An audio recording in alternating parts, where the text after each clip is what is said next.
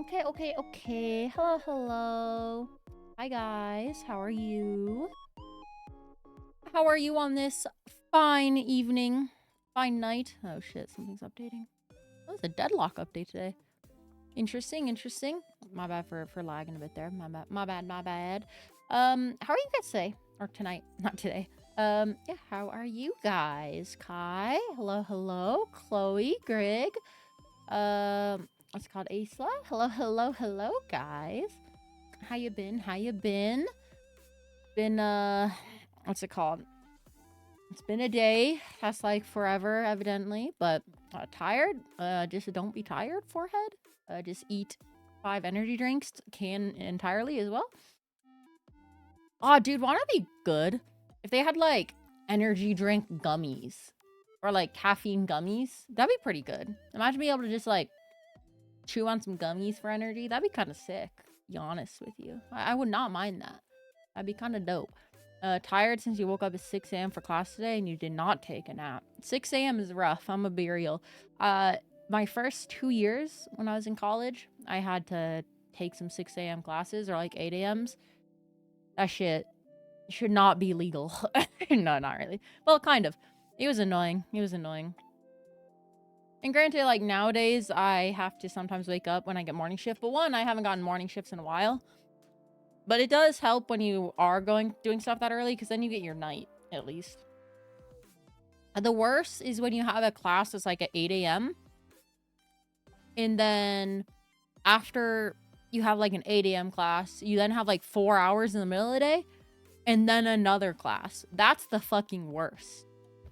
I once had those before. Oh god, that was terrible, because your night was taken up and then your morning was taken up and you had to wake up early. So then you had an awkward period in the middle where if you went back to your dorms, you would, it's a lot of extra travel time, or you could just like sit in the middle. It was terrible. You just never went based.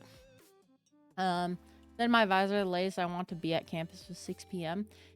Yeah, I usually ended up, when I selected my classes, I only ended up ever taking, like, I had one class I went to 10, which wasn't actually terrible, I'm gonna be real. It was like an art class. Like, it was a astronomy class, actually. And that kind of required you to be at night, which was kind of cool. So that was quite a late class from one semester, but usually I didn't have any too late. My latest classes were usually like 4, which when you think about high school and the fact that when you go through high school, you wake up super early and then get out by like 3. The fact that college can just hit you with oh, okay, I'm going to hit you with a 6 p.m. class or a 4:30 class. Like, damn, bro. That's such a shift in dynamic. You know what I mean? Especially because like when you're a kid, you're or when you're growing up, your sleep schedule is naturally later in the day, so it ends up being kind of cooked. But it is what it is. Work hours for parents, blah blah blah blah blah. Capitalism, blah blah blah blah blah. Something like that. So, the necessary class for major, and it's only taught this semester at this time. I had one of my classes, that was only offered every 2 years. That was mandatory. So you had to basically plan your whole semester around taking that class, or else you'd be delayed by like 2 years. Which is stupid, but it is what it is, I suppose. It is what it is. Thursday I have classes from 8 a.m. to 11:50 a.m., then a 3-hour break until the last class. Yeah, that's the worst. If it's like an hour break, sure. But 3 hours? Ugh, that shit is so ass. Nice Isekai title. Thank you. It came to me in a dream, so I decided I'd use it. Yeah, I mean. But yeah, hey Slim, Tutu, Deg, me, Limey. Learn my last class attendance is mandatory. Dude, classes that are like, oh, you don't have to show up, but, you're gonna struggle if you don't show up, are so based. They're so based. Stop saying the slur. It is. Anytime I do say it, I do have to, like, Google after stream to make sure it's not actually a slur. And so far, I haven't found it being a slur. But, you know, you know,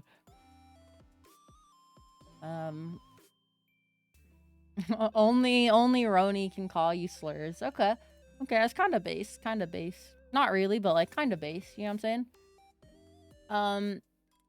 By the way, there was a tweet that Zentreya from VShojo said, where they asked who would win in like a fight, the Flood, the Thing, or the Necromorphs. And like, I don't know much about the Necromorphs, but the Thing versus the Flood never happened. Like, that's never gonna work. The Flood is just insanely OP. I feel like even if Necromorphs have some insane ability that I don't know about, there's no way that they can beat the Flood. I'm gonna be real with you. It's unreal because the Flood is just OP, like canonically. and for some reason there was a lot of discussion about it. But like, there's no way the Flood would not win. You know what I mean? 1 billion lions would win? True. That is true. 1 billion lion-sized ducks would win, actually. That would be the real win. 1 billion lions would, you know, they'd struggle a bit, but 1 billion lion-sized ducks? Say less. Yeah, there's like no shot the Flood wouldn't win that. You know what I mean? But... Oh, okay, another thing. Fucking... Okay. So today at work, more Costco stories from the Costco Dragon, okay? So today, this is gonna be interesting next couple of weeks, I think, because there's a little bit of a civil war going on in the food court, and by civil war I mean there are some employees that are being fucking assholes. So our morning crew. So there's a lot wrong with this, okay? I'm a neutral party in this, and I think both sides have a reasonable thing, but I hate both sides because of it, okay? So, our morning crew all called out today. Every single one. They purposely worked together so that we didn't have a single person until like 1 o'clock. So nobody was there in the morning. And the reason why they did this, okay? So you think like, okay, that's dog shit, but like, what is the reason why they did this? Okay, like maybe it's a reasonable thing, okay? So their reasoning was that they asked for another person to be scheduled for morning crew because there's only going to be 2 of them. And they wanted somebody specifically scheduled then. However, the supervisor said, no, we're not going to reschedule it.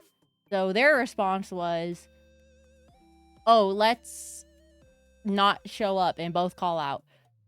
And, okay.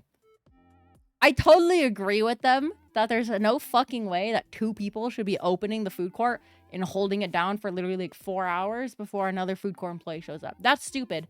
And they're kind of right in that aspect. But also, by calling out like that, you're just fucking screwing the people that are showing up later. You know what I mean? Like, I completely agree with them that, like, you know, I would love to work the morning. You know what I mean? It's not like they don't have anybody that's not willing to work the morning. But, yeah, so I wanted to work the morning, and then, you know, so they ended up not showing up at all, calling out. So the whole day we've just had like people that don't work the food court in there. And then when me and the other food court employee who was like closing show up, we're just like, what the fuck is going on? And then in addition, what made it even worse for the night in terms of staffing, one of the new hires that I was complaining a lot about in the Discord, if you're in the Discord, you can see my, you know, you could probably scroll up and see my complaining about my new hires being fucking dog ass.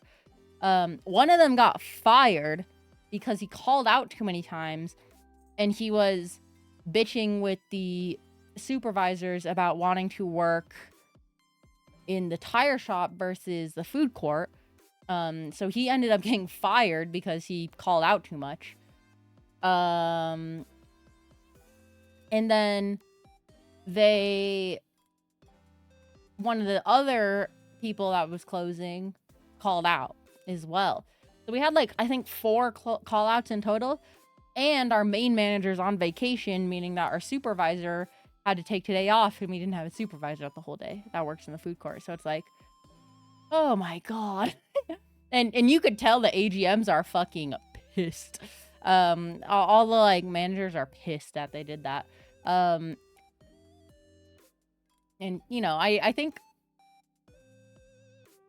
you know, it's kind of rough because once again, I understand that they want 3 people open, but also like, you know, is that really the proper way to do it? It's hard to say. It's hard to say because it's not gonna do anything except piss everybody off. You know what I mean? And so I don't know. Which, you know, then you have to realize like, oh, maybe we should actually like something union. But yeah. So it was rough. So now we're down a new hire because they got fired because they called out too many times and didn't have any time, and also were regularly bitching and not working because they wanted to quit because they weren't working the tire shop. And then yeah, so it was not bad though, because a lot of the, with this like momentary lapse of we actually were staffed for a while, we did get to train a lot of the front end people that were helping us. So we were able to get you know, people in there from the front end, but luckily they were at least competent and trained somewhat. So is Costco the sort of place you ask for a raise? No, unfortunately. So the way they do their raises at Costco, they do their raises by hours. So if you work like, I think it's 1,000 hours, you get like you get bumped up to the next pay tier. So you start at like 1950, and I think you go up to 3250. So it ends up like, you know, it's like a 50-cent raise every 1,000 hours worked. Basically to prevent favoritism. So can't have for a raise. That's interesting. Yeah, it's just because though they have a guaranteed raise system. Mostly. Yeah, it's mostly a guaranteed raise system. So if you really want a raise though, what you do is you just ask to work more hours. And then, you know, you get bumped up. Let's see, how many hours for a raise? So, 1K hours is like a lot of hours. It's only 6 months. If you work 6 months, 40-hour week, you get a pay bump, which is actually pretty good. A 50-cent pay bump. That's actually not bad at all. All things considered. It's not like terrible. It's good for long term, pretty bad for short term. So for example, when I am in what's it called? Since I'm in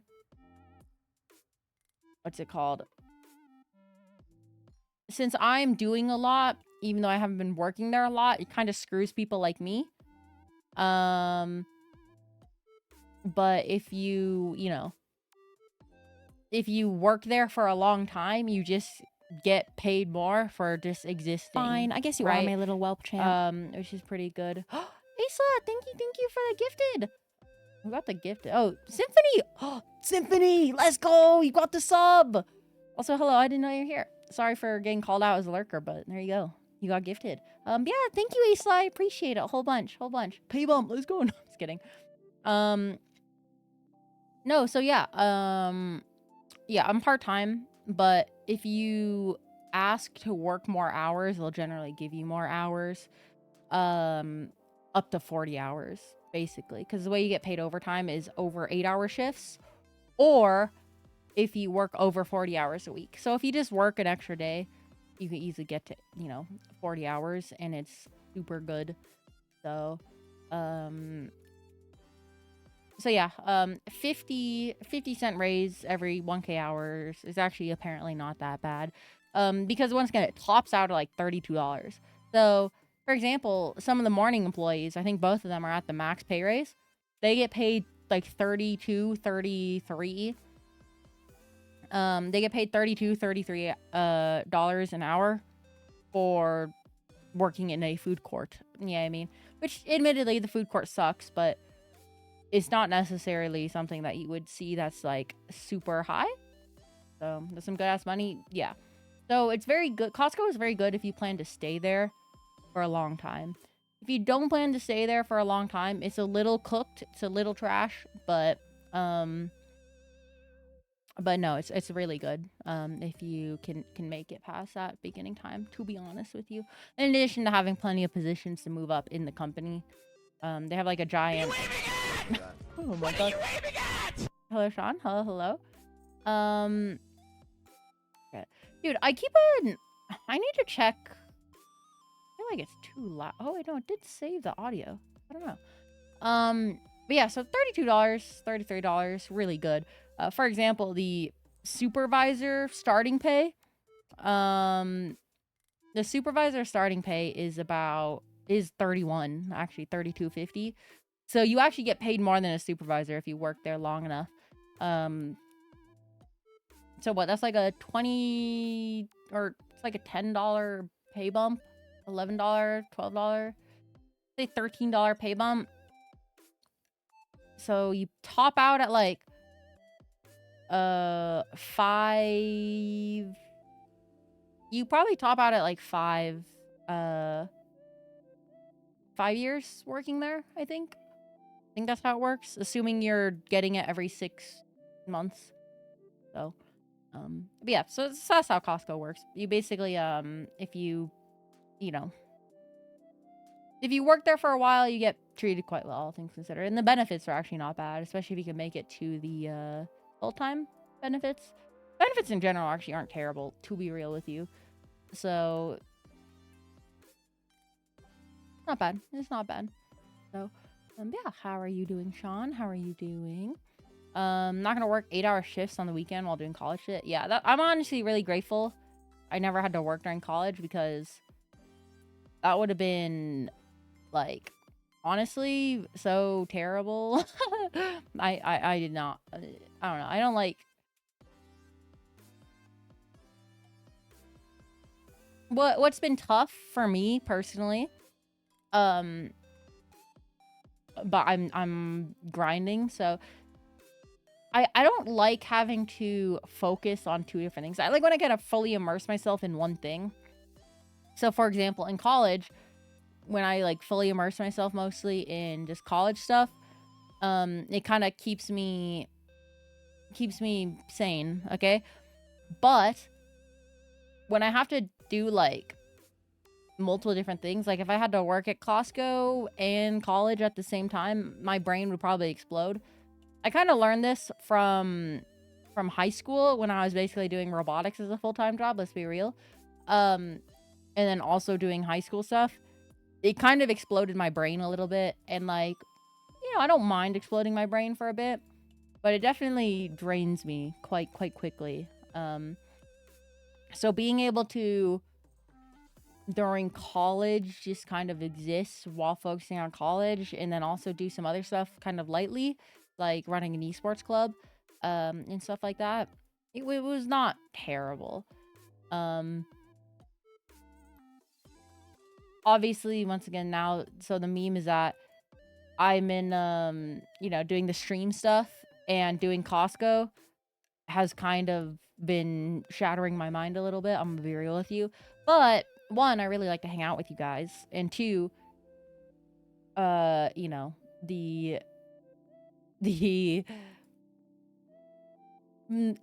mortality of life kind of hit me, and I'm like, I'm fucking young, I gotta fucking grind. If I destroy my brain for like 2-3 years while I figure everything out, more than good enough. Yeah, I mean, it'll be all right moving forward. I can I could clutch up for just a little bit longer. GG's at 27, literally. I will fall over at 27. I got, I don't want to say how long I got, because then you guys didn't know my age, which is bad. But yeah, no, it would be GG at 27 is what I'm trying to say. Death. But yeah, so It's not terrible. It's not terrible. Once again, I very much like hanging out with you guys. So it's not like, you know, it's not like, even though I do put a lot of effort into stream, it's not like, you know, it's not like working a second job. I don't know how people work a second job. I'm gonna be real. I fucking cannot.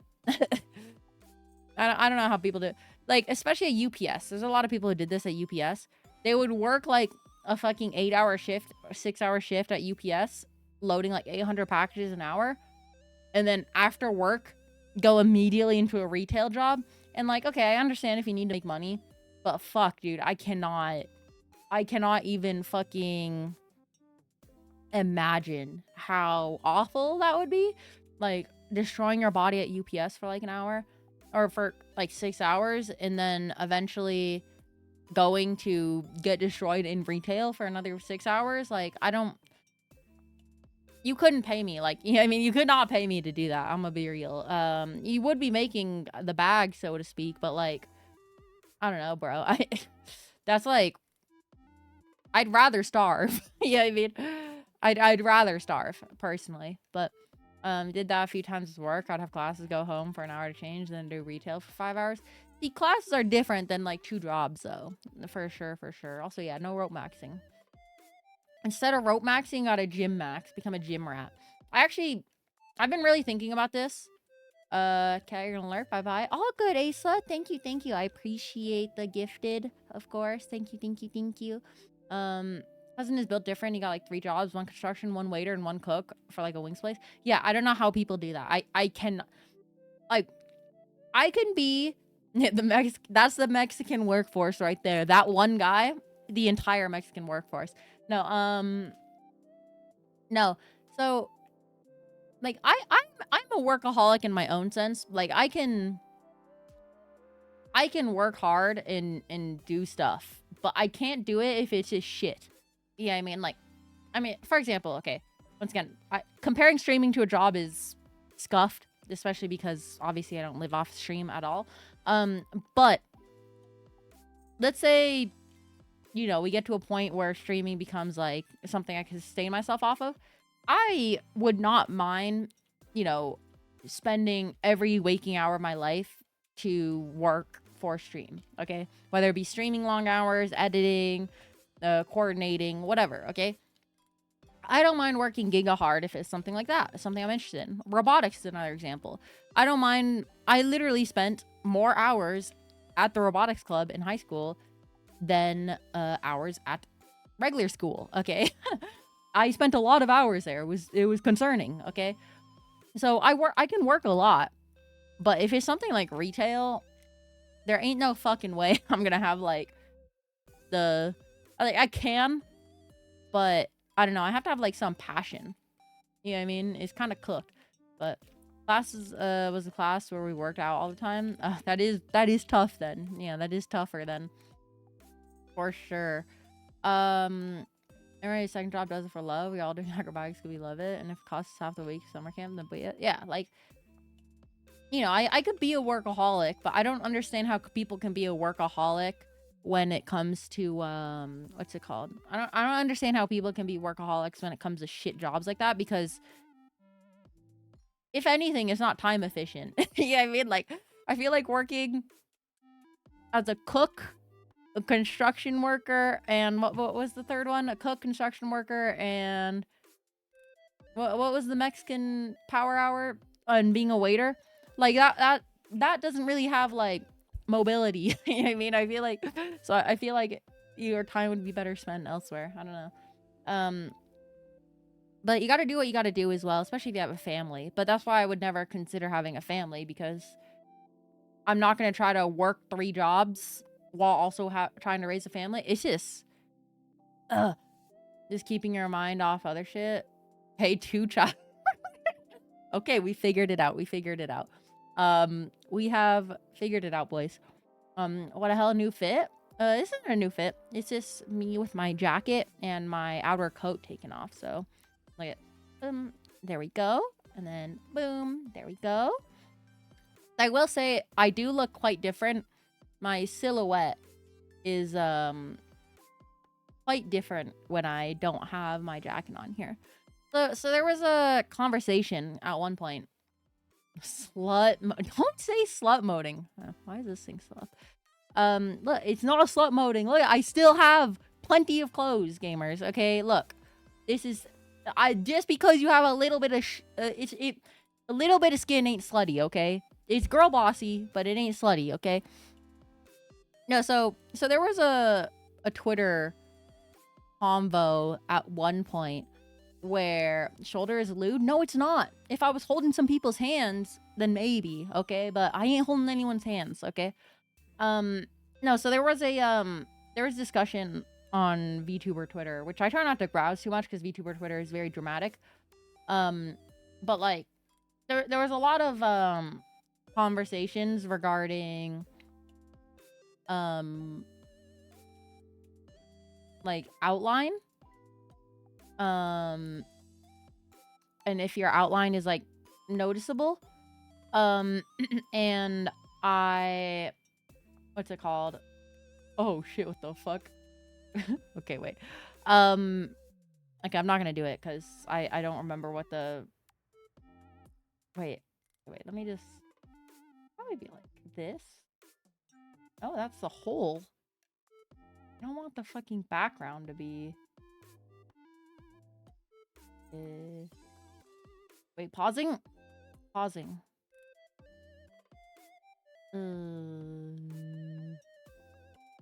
don't remember. I had done this before. Oh wait. Okay, that doesn't really, the blur doesn't really okay, so when it comes to okay, so there was, oh, you can't really see it because this is a little cooked because now I'm blending in. Oh fuck, wait. I don't want to get rid of it, man. Okay, so there was a there was a lot of discourse, what I'm trying to say, about model outlines, okay? And I think in like uniqueness about it. How do I do this? Wait, give me a second.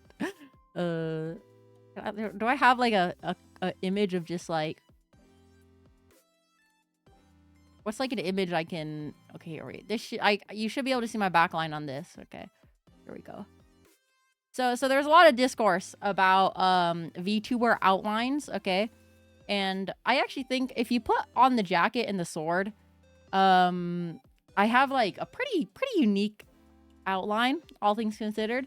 Like, I think could you identify me, you think, if you were like given a silhouette challenge? I feel like mine is pretty somewhat unique. Yeah, I mean, with the horns and the sword, I think it's like not a terrible outline, but because you know, well, obviously, yeah, you still have to know the VTubers, but the meme in the background is irrelevant. Okay, it's literally just there to be a white background so you can see the outline. Okay, no, but so I think the outline actually is pretty good. I didn't intentionally design the outline to be very unique, but in the background gets a little bit less unique once you take off the jacket, and same with the sword.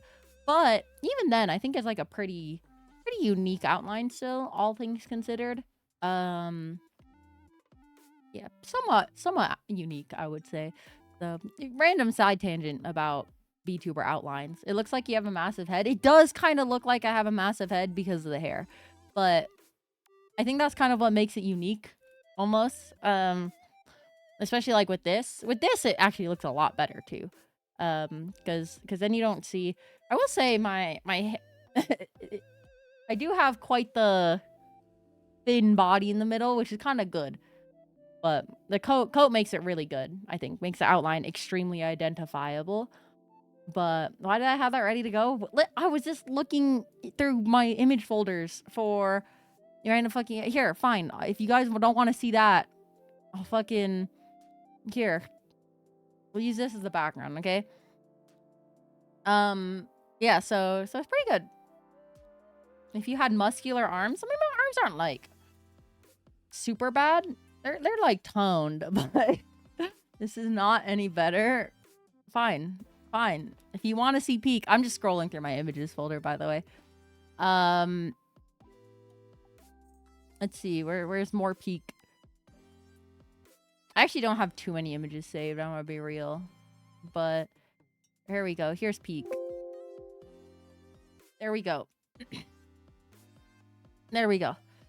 So yeah, either way, VTuber outline actually is pretty good, all things considered, which once again was not a intentional design decision, I will say, but it ended up being pretty good design. So look at that thing. It's Finnegan Fox, okay? It's Finnegan Fox. He's based. He's my friend. Okay, we're gonna go back to the screen. You don't have too many, but these are the great exceptions, yeah. I don't know why I have them saved still, I'm gonna be real. But I'm happy I have them saved. Especially the cars one. Who needs they Carchussiate? Carchussiate. You know what I mean? Yeah, I don't got like toothpick arms though, but they are quite I would say like, you know, they're like slightly toned. I definitely wouldn't mind if it was a little bit more muscular. So when I'm like working on my second form, because also you have to remember that like, you know, in terms of spirit power used to form a body, muscles kind of take like, you know, that's like a little bit pricier, you know what I mean? But eating those cars and not the blue cargo is vile. Listen, this meme is like, yeah, those cars are the groupies, okay? But yeah. If anything though, that my midriff is on point. Well, we'll get some lewd belly shot here, okay? There you go. On fucking point. But okay, wanna know what's crazy? Wanna know what's like really crazy? If you I'm not saying that a toned stomach is like easy, okay? But what I will say is that it's actually quite easy to have a stomach that looks toned and looks muscular if you just are skinny. Like obviously 6-pack, but if you're just talking about toned, the biggest secret actually to being like to having a toned thing is actually just like being skinny, which is pretty funny. So that's why there. It's not necessarily that I'm muscular, but like, you know, I'm just fucking skinny as shit. So okay. So, but once again, it's great having a nice toned thing for sure. Okay, wait. Watch this though. Ready? We're gonna zoom in on the tummy again. You ready? Get owned. My bad. Skinny dude abs are the same as fat girl boobs. They don't. What is that? I mean, that makes sense. There wasn't booba. Did I get the booba? I got the screenshot before you did that. Go to jail. This is the Costco, okay? Reincarnated is what's my title? Stream title? I can't even remember what my stream title was. I just kind of like let Jesus take the wheel. And when I was typing out the title. So yeah, I died in battle and was reincarnated in the monorail as a dragon, so I work at Costco to hide my identity, okay? Title is wild. The title is based, okay? It really captures the essence. It's also almost exactly 140. Season 2. Yeah, true. I forgot the season 2 part. Sorry. You've had this thought since young and you'll fight till the end. I mean, you ain't real. It is, or you ain't wrong. It's actually a lot easier to have bigger booba when you are fatter, which is why, you know, partially why you have the medium, but I think abs are still like, I think skinny do, like, the thing is, if you're skinny, that's still like a dub. You know what I mean? That's still a dub. And even then, you're not gonna have like abs per se if you're skinny, but you are gonna have like, you know, you're gonna have a decent build for sure. It won't look horrifying. It'll be a lot easier to do it. So it is a dub, all things considered. It's still a dub. Fat girl boobs, also still a dub, because then you have massive boobs. So, plus-sized boobs. I think it'll be sick pack, that's for sure. Yeah. Do you see the new patch for the new season of Diablo? Yeah, it's Diablo 5. Kind of crazy. I'm actually really excited for that because I thought that it was getting kind of cooked. The whole not cooked, but like I think all of the changes are really good. It's a really good change to get people interested in the game. And from what I've seen of the patch notes for the Diablo patch, it actually seems pretty good. It actually seems like they're all like really good changes for the most part. Hope this brings people back. Yeah, and to be fair, a lot of people are back already because Diablo is in one of the best states it's been since launch. Arguably in a better state than launch. But Skinny will make the outline of the abs better, but you still have to work them for definition. Exactly. It'll make it easier to like, you know, it's like increasing the pixels versus zooming in, okay? Like, working your abs is like increasing the pixel count, but being skinny is just zooming in, okay? That's how it works. That's my TED Talk, okay? But yeah, no, I'm really excited for the new season of Diablo. The fact that they did all that makes me vindicated in my purchase of the DLC for Diablo. I'm excited for that regardless. Even if it sucks, it's enough of a big there's enough changes that'll still be interesting, I think. So yeah, it'll be cool. I really am excited for that. And again, I was kind of worried that Diablo would just be the same grind when the DLC Friday came out. Or what am I saying? When the DLC came out, I was worried that it would just be kind of the same thing as like this season, and with like small changes and a new story, which would be pretty boring. But it would be more interesting for sure if you it's more interesting like this, because then it'll be like a whole different thing. DLC Friday came out. Listen, I'm so cooked by the Costco stuff, okay? So, also, I like how we're putting IRL pics in weapons, and honestly, I think it's kind of based putting IRL pics in weapons. I'm gonna be real. I feel like you could like, for arms it makes sense because you could say like, oh, look at these guns. You know what I mean? And then that works. So that's actually like a banger. So basically post arm pics as well is what I'm trying to say. Get those guns out. Would have been funnier if you put your avatar in a Costco. I did have a Costco hat, but it's really hard. I've been trying to get a it's got here. I have this. Where is it? There should be. Oh, here we go. There's this. Here we go. I put that there, and then let's see. So I will say it's surprisingly hard to get a Costco hat in the right perspective you need to make this work, but I do have probably the best one, and it still it has like the grading on it, which is really funny. But okay, right. It doesn't. It kind of works. Wait, do this. There we go. Wait. Has the new cookie? What do you mean new cookie? We have a cookie, but it's not very new. The double chunk chocolate cookie. Are you talking about that one? I'm about to play the Costco guys video. I have a sample here. Do you like try it? Here, wait. What if I like? I could just like pin that. It's the newest thing. Actually,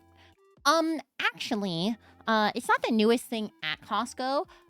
We actually have a new chicken bacon sandwich. That's newer. So, actually, no. The cookie's good. It's 700 calories. I don't know why everything ends up being 700 calories at Costco, but a lot of the menu items are 700 calories. Fun fact. No, but it's 700 calories a cookie because it's a massive fucking cookie. It's really good, but it's really big, so it's really hard to eat it all because it's so big. But actually, yeah. Actually,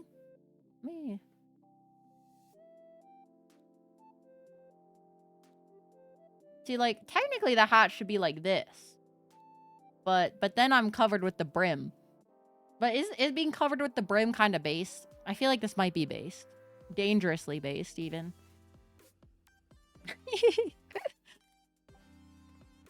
Put a hat on each horn? Even better idea, actually. Wait.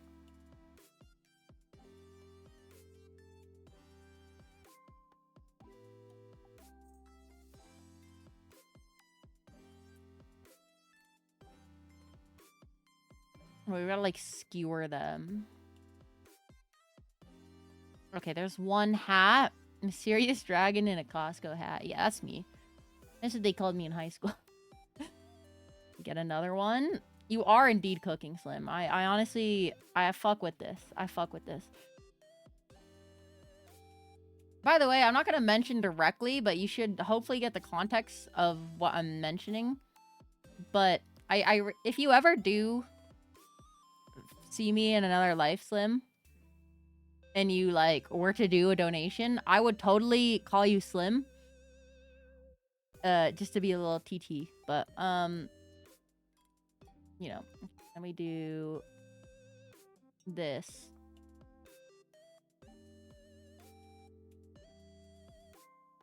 Okay, there we go. There we go. Make the third hat as small as the other ones. Wait, what if we... Wait. Wait, we're cooking.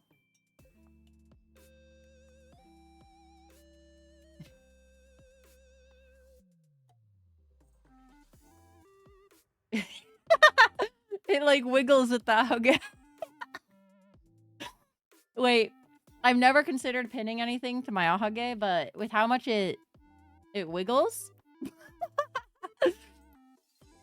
Okay, perfect.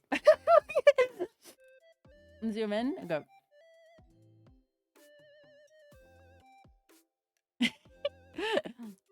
Hi, welcome to Costco. How may I help you?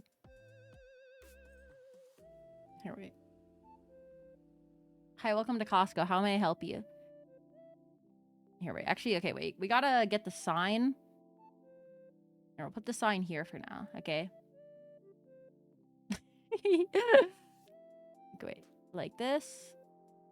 Premium all beef hot dog. Like this. Okay, like this. And then we... Here. Yeah. Pose how you want to emote. Oh, Symphony, you're... I didn't know it had a special message for paying it forward. That's interesting. But thank you, thank you. Wait, I actually am not... I'm not sure. Wait, it's not giving me a alert for that. I'm confused. I'm confused. I don't know how this pay it forward feature works. I'm gonna be real with you.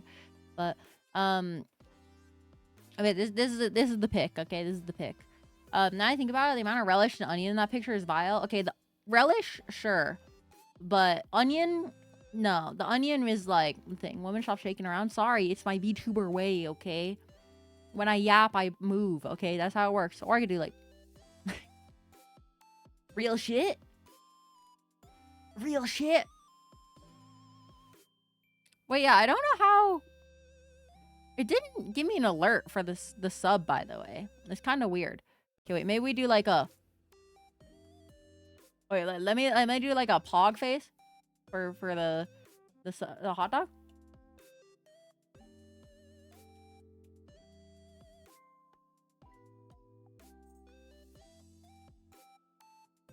That good?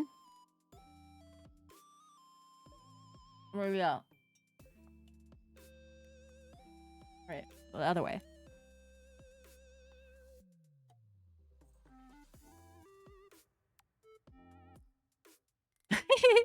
What has this turned into? The second season. That's what it turned into. Yeah, either way, Symphony. Here, wait. What is my sub sound again? Is it or is it let's go? Or is it something else? Oh, no, it's fine. I guess you are my little whelp champ. There you go. There's a sub alert. The sub alert freshly made. Can I get like a Costco badge generator? Costco badge generator.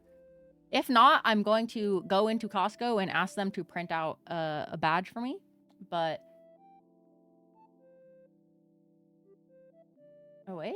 Okay, wait. There is a template online for badges for some reason. I don't know why there's a template online for Costco badges, but either way, I'll take it. Okay, design yours. Click here now. How do I add or... Okay, we don't want a title because that's not how it works. Catherine. There we go. Obviously, to impersonate Costco employees.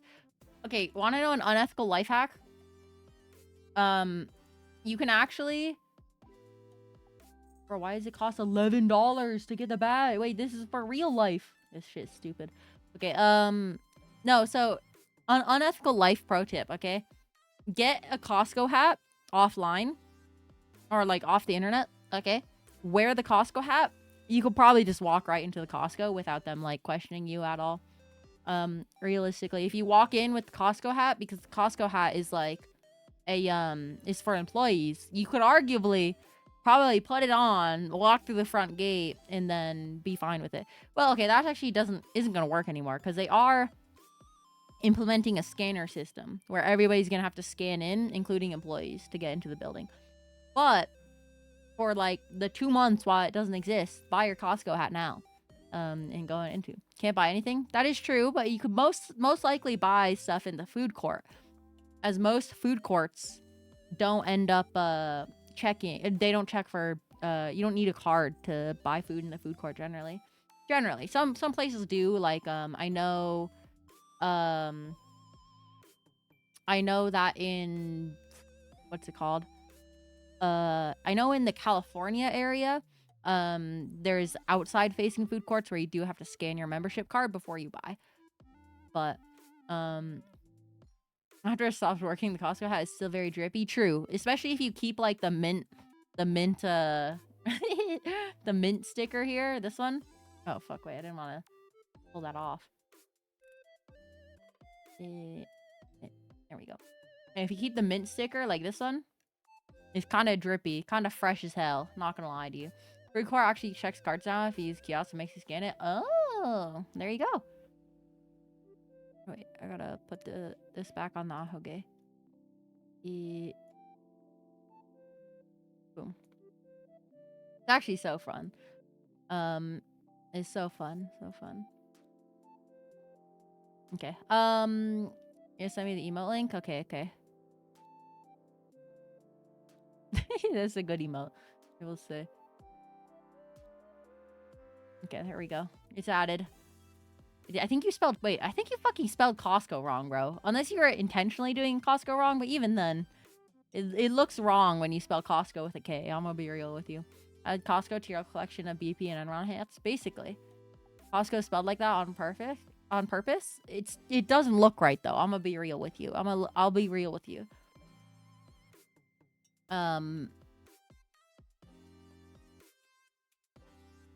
But yeah, so pretty fun. You gotta change the name yourself. Well, I don't want to do that. What do I pay you for? What do I pay you for if you don't change the emote properly? Okay. Wait, I don't pay you actually. Yeah, wait. Boom. It's actually kind of a banger emote. I'm gonna be real with you. The banger emote. It's a banger emote. Also, the Costco hats on the horns, it kind of solves the issue. Just impale the Costco hats. Okay, do you ever think about how, like... So, one of the new Hololive talents has, a accurate, set of pants on, okay? So, she's a panther. So, she has a tail, right? And they actually made it so there's a tail hole in the pants. But, like, can you imagine how... I feel like that'd be weird. You know what I mean? I feel like a tail hole in your pants is like... Like, I guess it would hold up your pants nicely. But I just feel like... From a design standpoint... It's good to have the hole there because of realism. But also, like... I feel like that shit would be so annoying. You know what I mean? I feel like it would significantly reduce the structural integrity of pants if you had a tail hole. And, like, a tail hole is comfy, don't get me wrong. But I feel like the tail hole would be disastrous for integrity. All right. I don't know. I don't know. All I'm saying is, I don't know if I prefer the tail hole over the clipping tail. It's the question that everybody has to. Dragon Ball is a good solution. Turn the tail into a belt. But the thing is, like, you would have a tail coming out of the proper tailbone location. Wouldn't work as a belt. It'd be too low, right? Because, like, you actually feel, like, humans can feel their tailbone. If you just, like, kind of, like, put your hand in your pants. Don't take this out of context. So, if you feel... I can't say this, can I? Okay. Put your hand in your pants and feel by your butt, okay? You can actually feel, like, if humans were to have a tail, okay? You can, like, feel for... If you, like, kind of feel by your butt, you can kind of feel where the tail would come out of, okay? You can feel it. It would be, like, slightly higher than the butt hole. I didn't want to say butthole, but it's slightly higher, but, you know. So it would be close, which is another issue, I think. Okay, that would be another issue. But, like, that's where your tailbone, that's where a tail would come out if you were to, have a tail as a human. As a dragon, when I manifest my tail, it would be coming out of that, okay? But, listen, educational, okay? This isn't weird. It's purely educational. Sexual harassment, don't touch me. That's why I'm telling you to touch your... So anyways, yeah, so... Are you from the South? No, I am not from the South. I am living in the mountains. That is my location. Mile High City, Colorado, somewhere around there. Because, once again, I'm a dragon, so living high heights is, like, kind of my thing. But imagine you have folded area like men's underwear has at the front. A folded area? What? How? What do you mean folded? Alright, you heard a bit of an accent. I do have my Invisalign in, so I'm talking a little weirder than normal. I don't have any, like, actual accents, I don't think. I have, like, a weird accent, but I wouldn't say it's, like, a Midwestern accent or a Southern accent or anything like that. I just have a goofy accent. Folded area in the underwear in the front. But would that work for the back, though? Well, I guess you guys do kind of, like, stick it through there.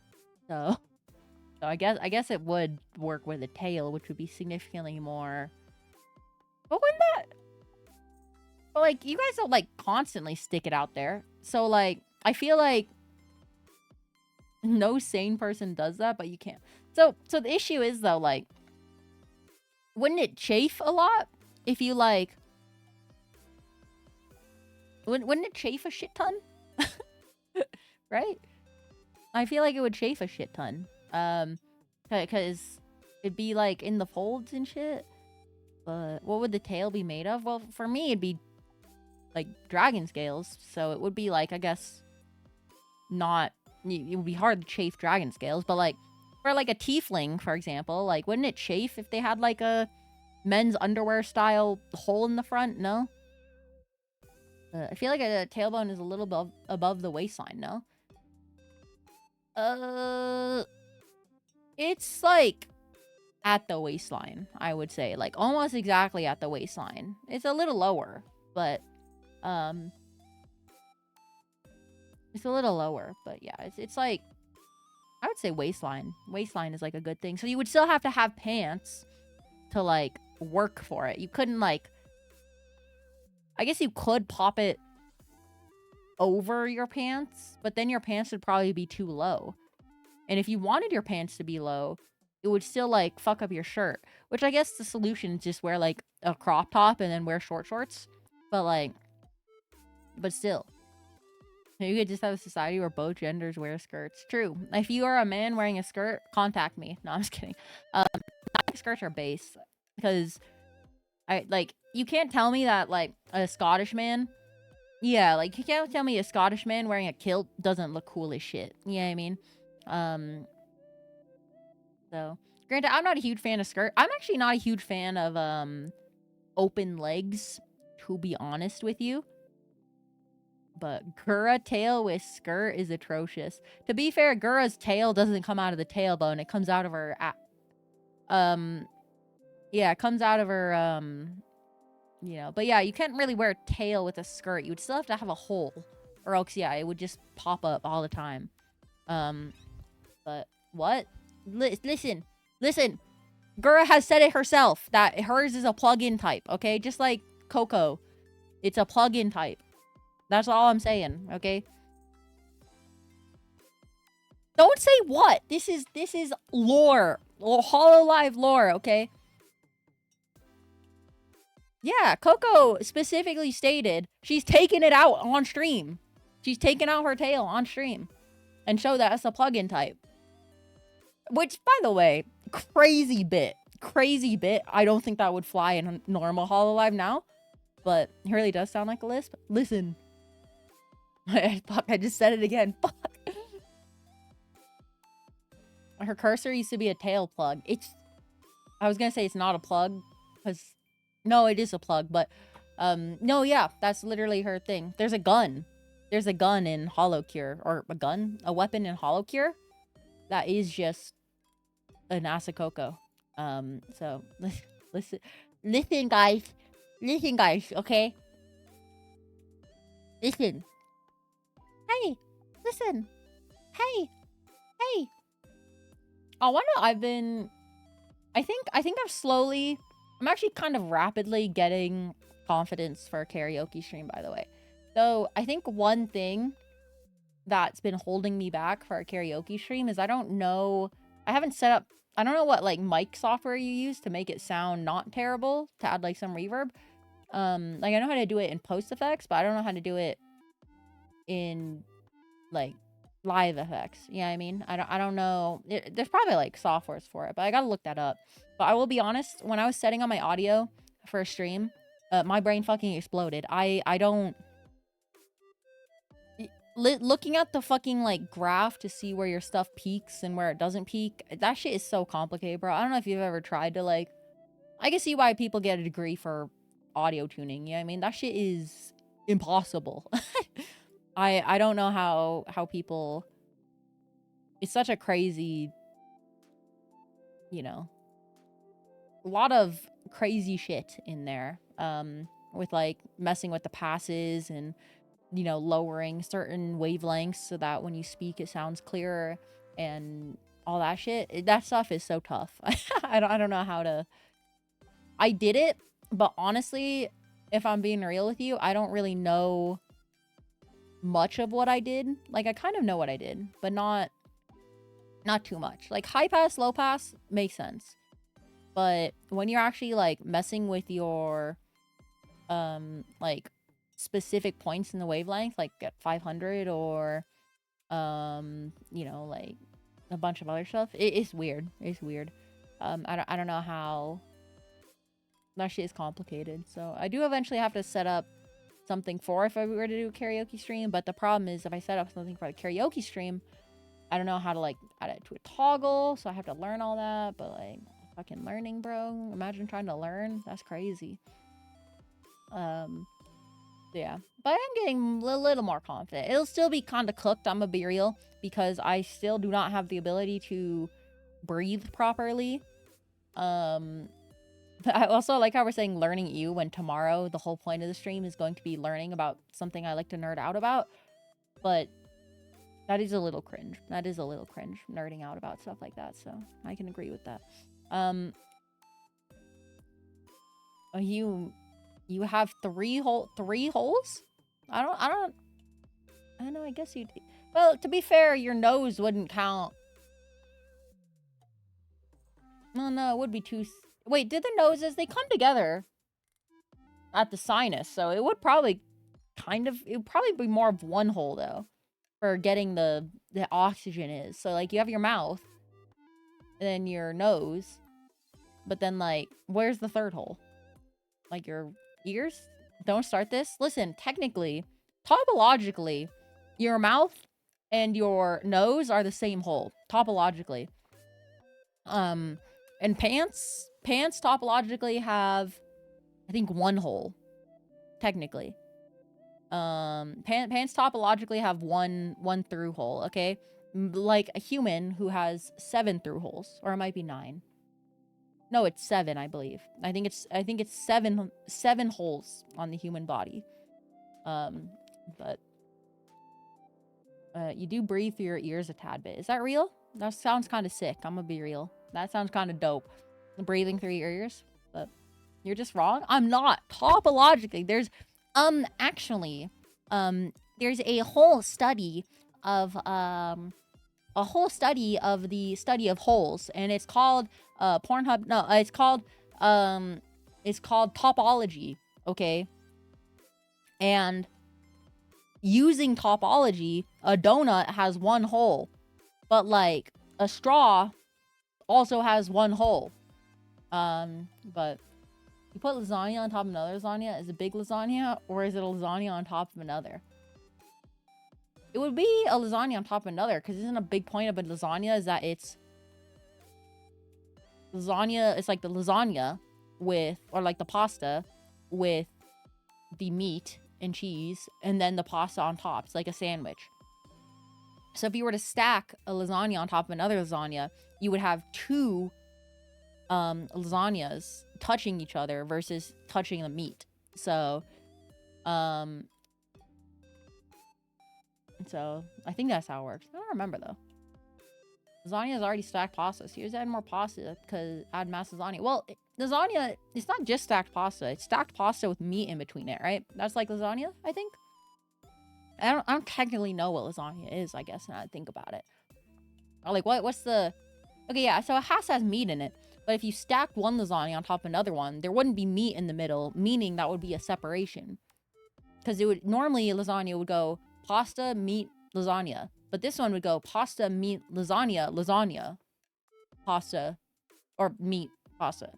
So you would have a break in the system, which means it would probably technically, actually, it would probably be 2 separate lasagnas stacked on top of each other.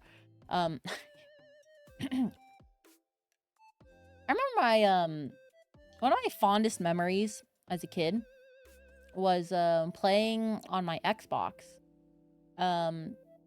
I'd play on my I was playing on my Xbox when my sister watched me for the night, and I remember she made lasagna, and I was playing Black Ops 2, and I was like, you know, killing people in Black Ops 2, and then I would go down. Then once dinner was ready, I went downstairs to have lasagna with my sister, and then we watched Indiana Jones. That was like extremely based, extremely based. Okay, from Wikipedia. Italian dish is made of stacked layers of lasagna, alternating with fillings such as ragu, ground meats and tomato sauces, bechamel sauce, vegetables, cheese, and seasoning and spices. So it would have to be alternating. It would have to be alternating. So then, yeah, if you put a lasagna on top of another lasagna, unless the top of the lasagna ended with meat, it would not work. But, you have cute memories of your sister? Me and my brothers just fought. My sister was much more of a mother figure than anything else, so that's why we didn't really have like sibling rivalries. She was just my mom in place of my actual mother. But what kind of degen would do meat at the top? That's what I'm saying. That's what I'm saying. I guess you could put cheese at the top though, melted at the top. So if you topped your lasagna with cheese, okay, then you might technically be able to stack lasagna on top of lasagna and make a mega lasagna. But I think lasagna ends when you get the tasty burnt cheese letter. So whether they're separate lasagnas depending if you bake them separately. That's true. That's another thing. But there would be a cheese layer on top. So no, it would technically be... Because you can have a cheese layer in the middle of a lasagna. But, nothing wrong with being a degen. True. True. Nothing wrong with being a degen, okay? I may be the most say-so streamer you've ever said. But... Or you've ever seen. But I appreciate the degens, okay? But I do agree also that if you do top layer meat in lasagna, you probably are a psychopath and maybe should be institutionalized. Now about the 7 holes on a human body. Okay, so your mouth and your nose and I think your ears are all considered one hole because topologically you can meld your mouth with your nose holes. No, the ears I think are different. You can meld your mouth with your nose holes, I think.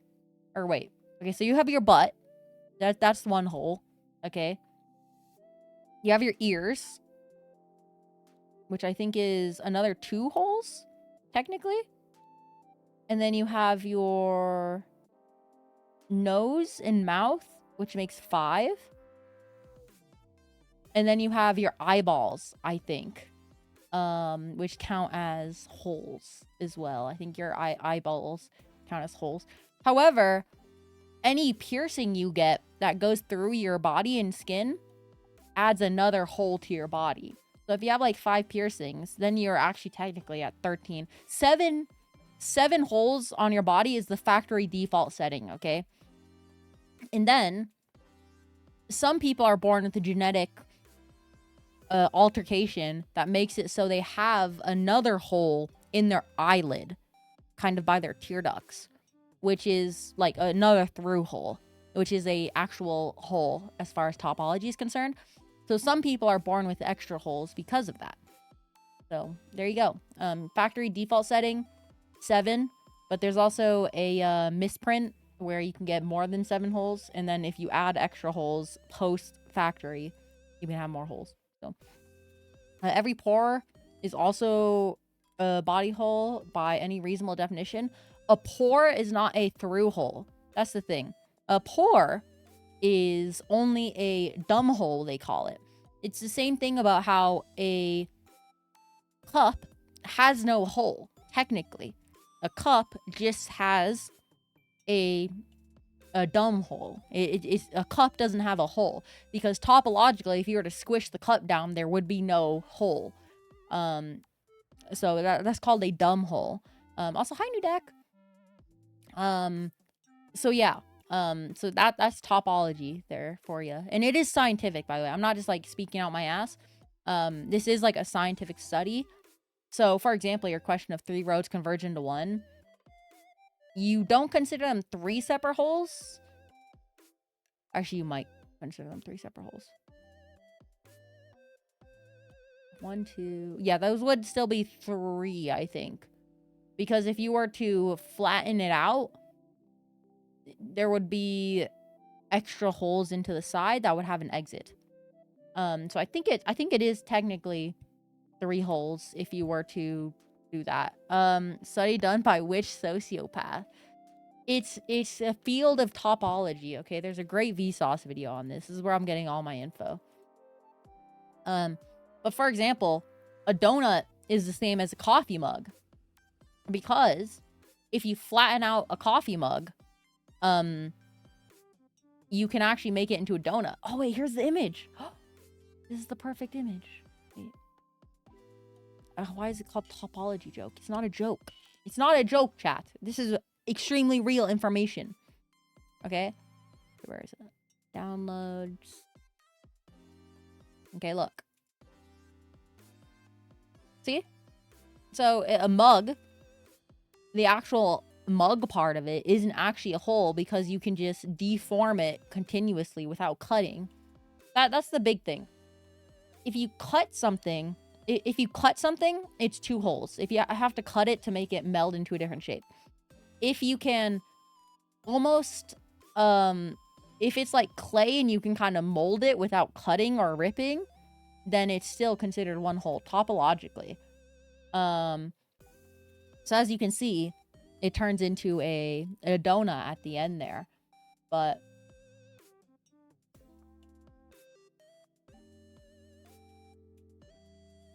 it's like how if you turn... So there's another image where it's they turned a holeless cow into a sphere.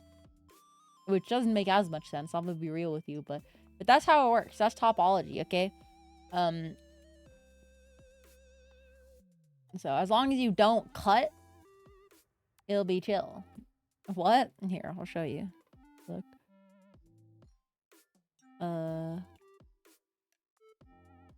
Boom. Wikipedia, the most trusted news source, okay? Look at it. It actually looks really funny. But since the cow has no holes, you could just inflate the cow and it'll turn into a sphere. So, Wikipedia is trustworthy. It is usually actually trustworthy, Wikipedia, because they do stuff. The whole Wikipedia is not an actual source. It's just a shitty myth that you get taught in school. But so yeah, topology. There you go.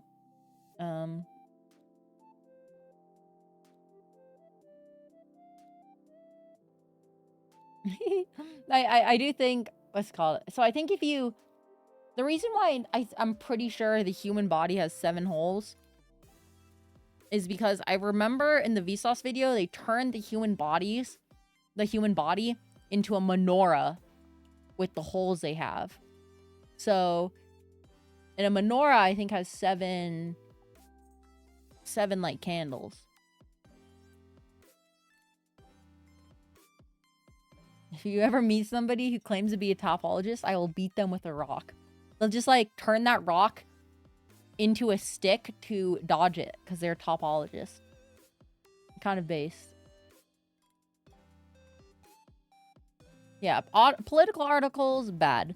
If you're like really advanced in your field, then it's also not good. But you're the one who would post on it, so yeah. Topologically, though, so back to this question about skin pores. Topologically, a skin pore is not actually a hole because it doesn't end up going through.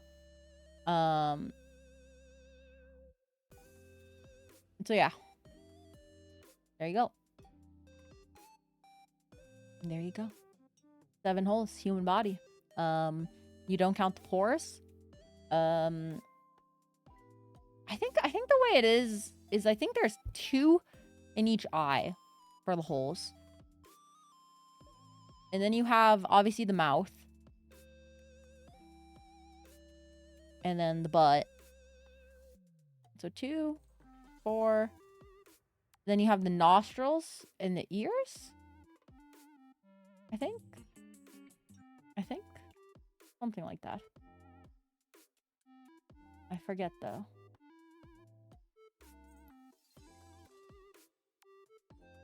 No, okay, so it's the eyes have 2 per eye, so that's 4. And then you have 3 in your face. So, or 3 because you have the 2 nostrils and the mouth. And then that all goes to the other part. They all filter into your butt, which means 7 holes in total. Couldn't the mouth and nose be a dumb hole because they lead to the lungs and not exit part of the body? They do. They do, though. They're eventually... There's dumb holes that lead to the lungs, but the actual opening of the nose does have a direct path eventually to your butt. An exit, so to speak. So...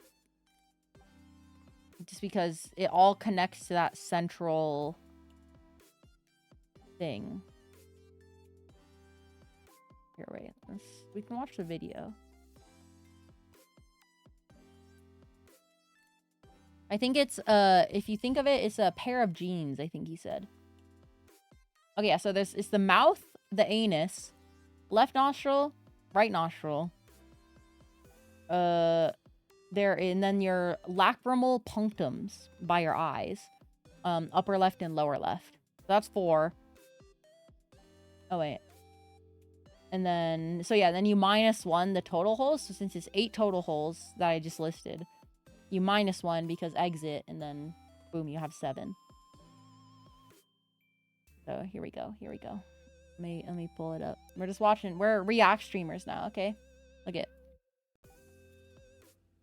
Connected by tunnels. But openings aren't holes. They're parts of holes. And we can count there we go. those holes. As it turns out, at a scale of 60 microns, the human body has 7 through holes. There you go. Through holes is the term. Not a donut. It It is a 7-hole donut.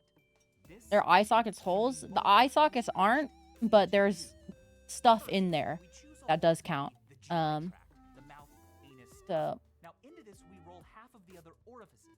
Okay, now we've got something that looks pretty dang human. 7 holes with 8 yeah, there you go. orifices that meet in a common space. the Okay. nasal cavity.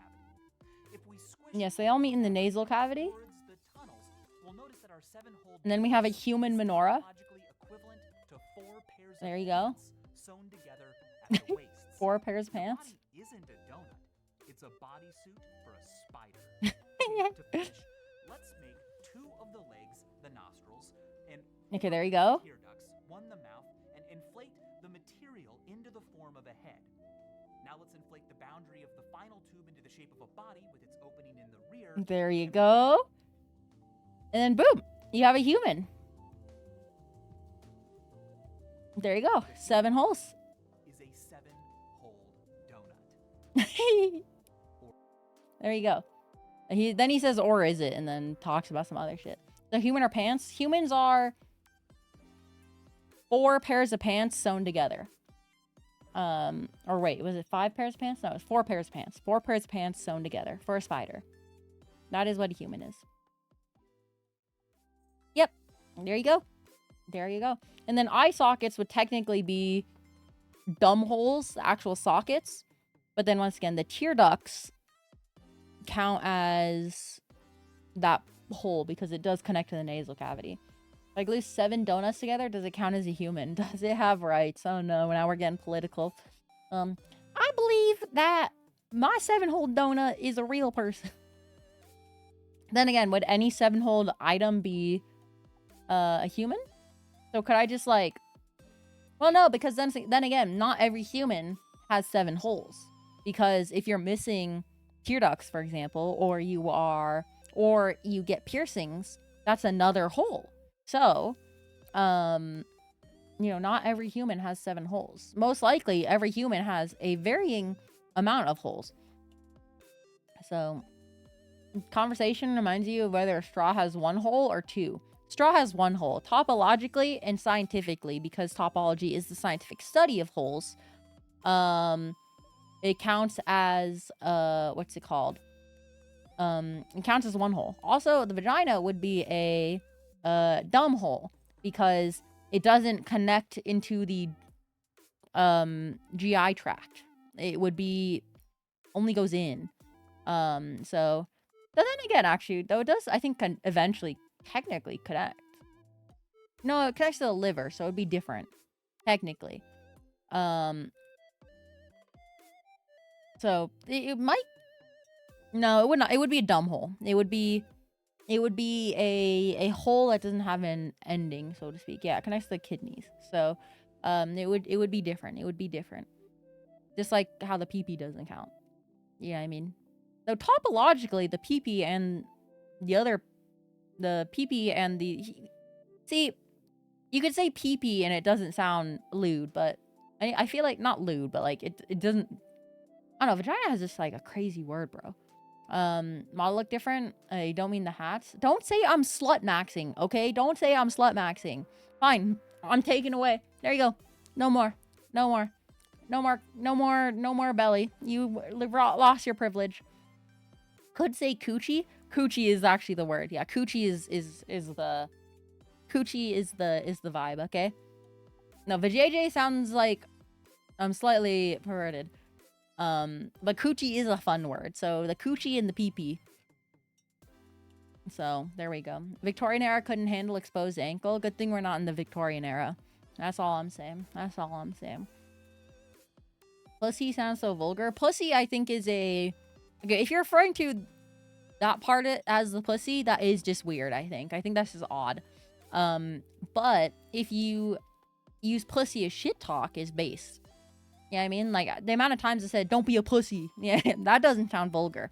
But if you refer to pussy as, like, that area, it sounds weird, for sure. It sounds very weird. Now, that's a good breastplate. It is. It is. Look at it. Look at it go.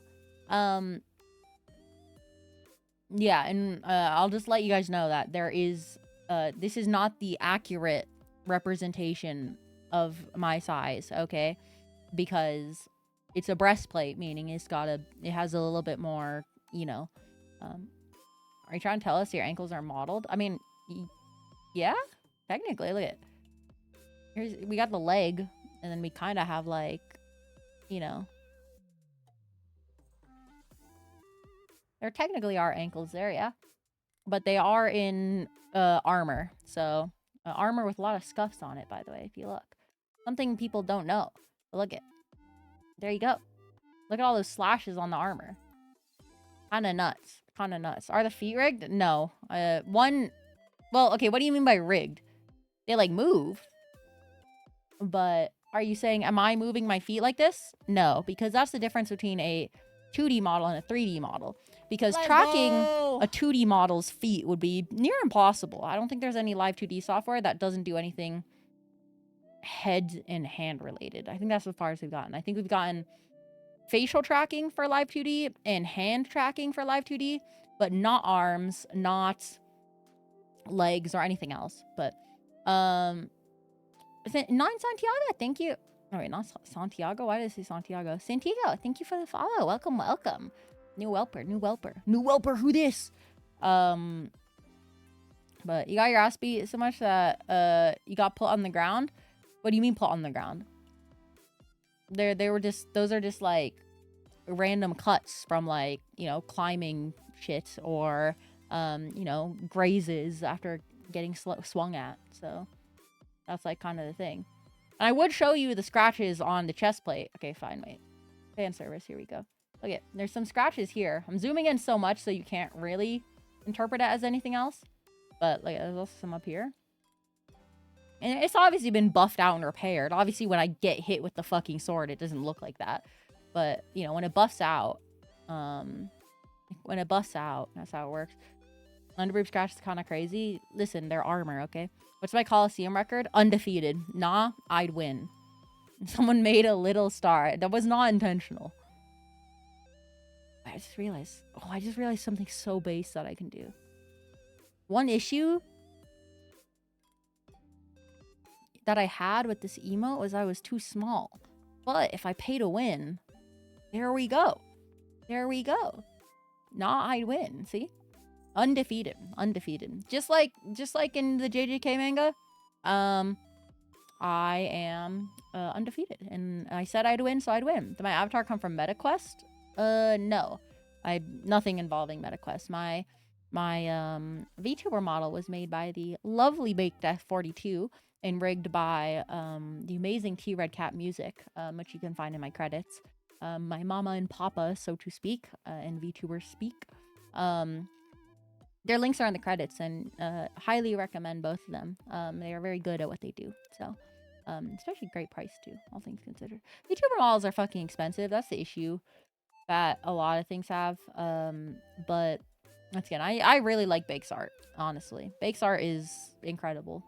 She did a really good job making me look cool as hell.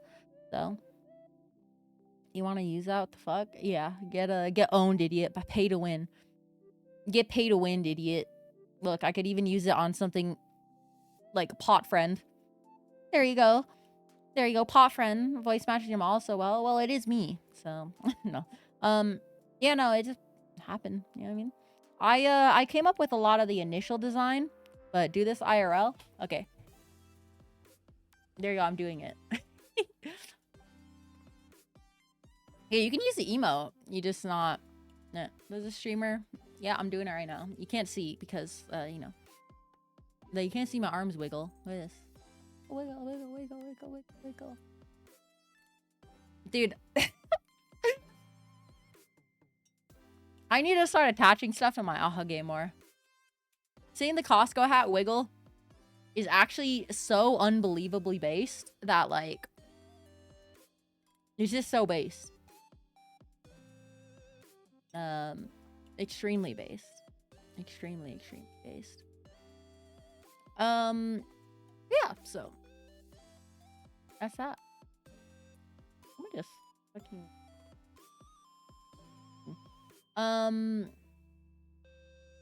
but yeah, so hour and a half yapping. Pretty good.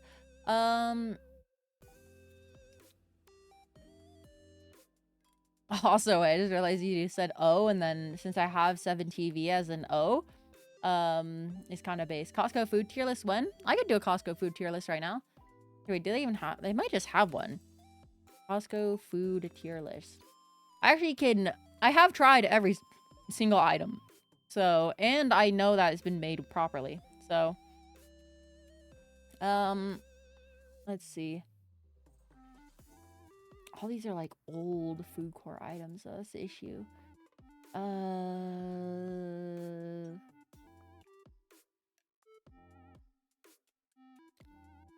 Let's see. Where is it? I like how you guys both put O to reference what I was talking about. O is a really good emote, to be honest. Voice search your avatar. Thank you, thank you. I'm happy you think that.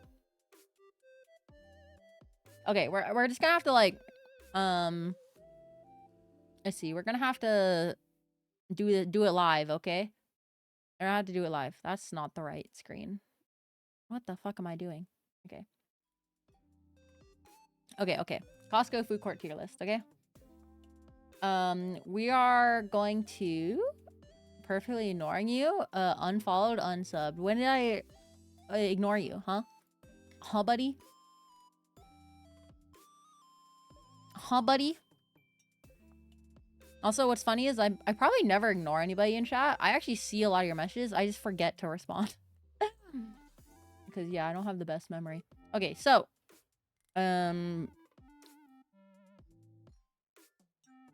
Oh, your voice matched your model? You said this? I responded to that, bitch. Sorry. You're a whelper. You signed up for this. Okay, why is there no, like, official images of chicken bakes? Oh, here we go. Okay. We do this. Looks like stream is about to end. It is not ending. It is not. You know, if you don't respond to me, it must be malicious. That's what I'm saying. That is what I'm saying. Here, I'm pulling up all the... What's it called? I'm pulling up all the items at the food court, okay? Okay. We already have the image for the thing. Did I play the WoW yet? Like, the World of Warcraft? I actually have not played it. Mostly because I never have time to play it. That's actually the main reason. I don't have the time to play WoW. So, it is what it is. It is what it is. Okay, wait. Boom. Boom. Ending after an hour, surely. Yeah, unfortunately, I know you're new here, Santiago, but I tend to stream for quite a while, much to my own dismay. But okay, wait. So there's that item. Let's see. There's smoothies at Costco. I'm just kind of like fucking ballin', by the way, just off rip. I don't have like a menu pulled up or anything, but I'm just kind of like pulling up random pictures. You played a Hat in Time. I actually have not played a Hat in Time, but I am very familiar with the dance. The dance is very based.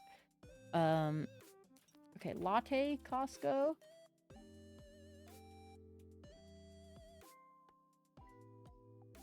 Okay. Mocha freeze Costco. Go. Some of these pictures are not coming from the same source, by the way, so it's gonna be scuffed as hell. I hope you know this.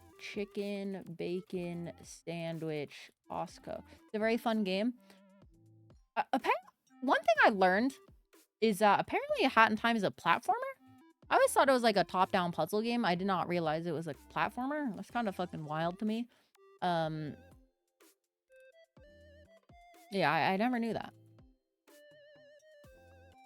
Was there not a list already set up? I'm doing the list extremely specifically to my food court.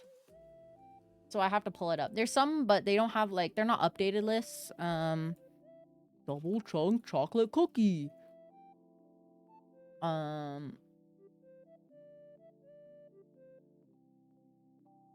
Double chunk cookie, Costco. Yeah, it has 750 calories, by the way. Holy shit. Jumping mechanic feels really smooth. Interesting. You're being extra classic. You don't just tell a woman you're being extra, okay? That ain't how this works. Okay, vanilla ice cream Costco. Food corks. There's actually, you know, normally I would say that we don't have many items, but we actually do have a shit ton of items. Think about it. Like now I'm like going through it all. Kind of wild. Chocolate ice cream. The thing is, how am I gonna get an image of like the chocolate, the vanilla ice cream and chocolate ice cream alone? Okay, we'll just like use the same image for both, okay? You're not a woman, you're a dragon, get fucked. There are dragon women, idiot. Ibaka. My bad. True, dragons also can be extra. Dragons are actually regularly extra, to be fair. Add that to a list of games to play. I don't know if I'd play Hat in Time. I feel like there's a world where I do play Hat in Time, but Hat in Time specifically, I don't have like a super heavy desire to go back to it. But so I think I have all the items. Okay, ready? Oh wait, no, not ready yet. I gotta first import all the items. This is gonna fuck up my scene, but it's okay. We do it for the vine. Okay, let's start with the Costco pizza slice, okay? Costco pizza. Specifically the cheese pizza, okay? You could get this for $2.15 after fees, okay? $2.15 for a cheese slice. This has about 780 calories, I think. 780 calories in the Costco cheese pizza slice. Very good, very yummy. Quite based.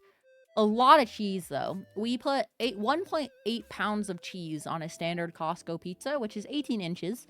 So, 18 inches, each slice gets broken down into... Or each pizza gets broken down into 6 slices.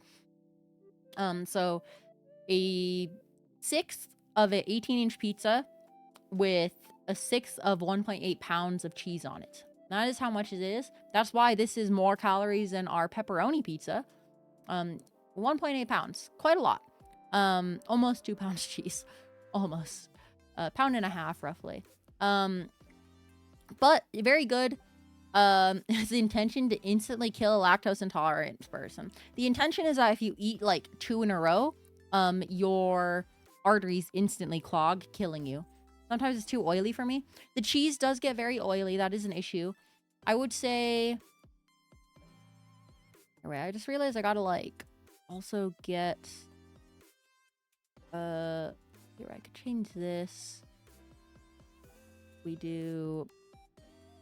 S tier, A tier, B tier, C tier, D tier, F tier. Boom. In the JJK font. Classic. Okay, here we go. Okay, here we go. So yeah, I would say the cheese pizza, most scuffed list. It could get more scuffed. It can get more scuffed. Just count your blessings, okay? Okay, so I would say the cheese pizza, though, probably... I don't know, I like the cheese, but it is a little too crazy. Don't make it more scuffed. Cooked. Hate being called a man when I'm a shape-shifting dragon. That's what I'm saying. So yeah, I would say, once again, it is a lot of cheese. It is good sometimes, especially if you're liking cheese, but it's not like an everyday eat, okay? The price is very good, but not an everyday eat. I would say like a C is probably where I'm at, okay? For a C or a B. So we'll go with for now, okay? Surely there's something for this in tier list maker, not for the up-to-date items, okay? Is pizza, how would it be an everyday eat? I eat pizza every day. Here, we'll add the pizza I add every day, okay? Here we go. When you want to eat it, it's an easy S. Oh, all right opinion, I think. It is very greasy. I think that you kind of nailed it when it's too greasy because it's just too much cheese. But no, I do eat a pizza slice every day. That is my sole meal, basically. So, but yeah. Are you five? What do you mean? Am I 5'10"? Okay, so this is the image we're using for the pepperoni pizza because I just searched pepperoni pizza Costco. Normal people do not eat pizza every day. Well, it's cheap, okay? $2.15 after tax. Very cheap every day. So, and it's like 700 calories. So 700 calories is like very good for me. That's like almost a whole day's worth of calories. Is very nice. Okay, so oh, it actually has the amount. 710 calories for the cheese, 650 for the pepperoni. I think pepperoni is quite a bit better. I will say I do think the pepperoni I can eat every day. Live by pizza, die by pizza. Exactly. Also, you used the wrong one, Grim. You did buy, Grim, I guess. No, the pepperoni pizza, very based. I eat this daily. I don't really get cheese slices all too often. I'm a be real when I eat it. Pepperoni pizza is my go-to. $2.15. Very cheap. Very good. A very good value. There is a lot of pepperonis, especially if it's cut right.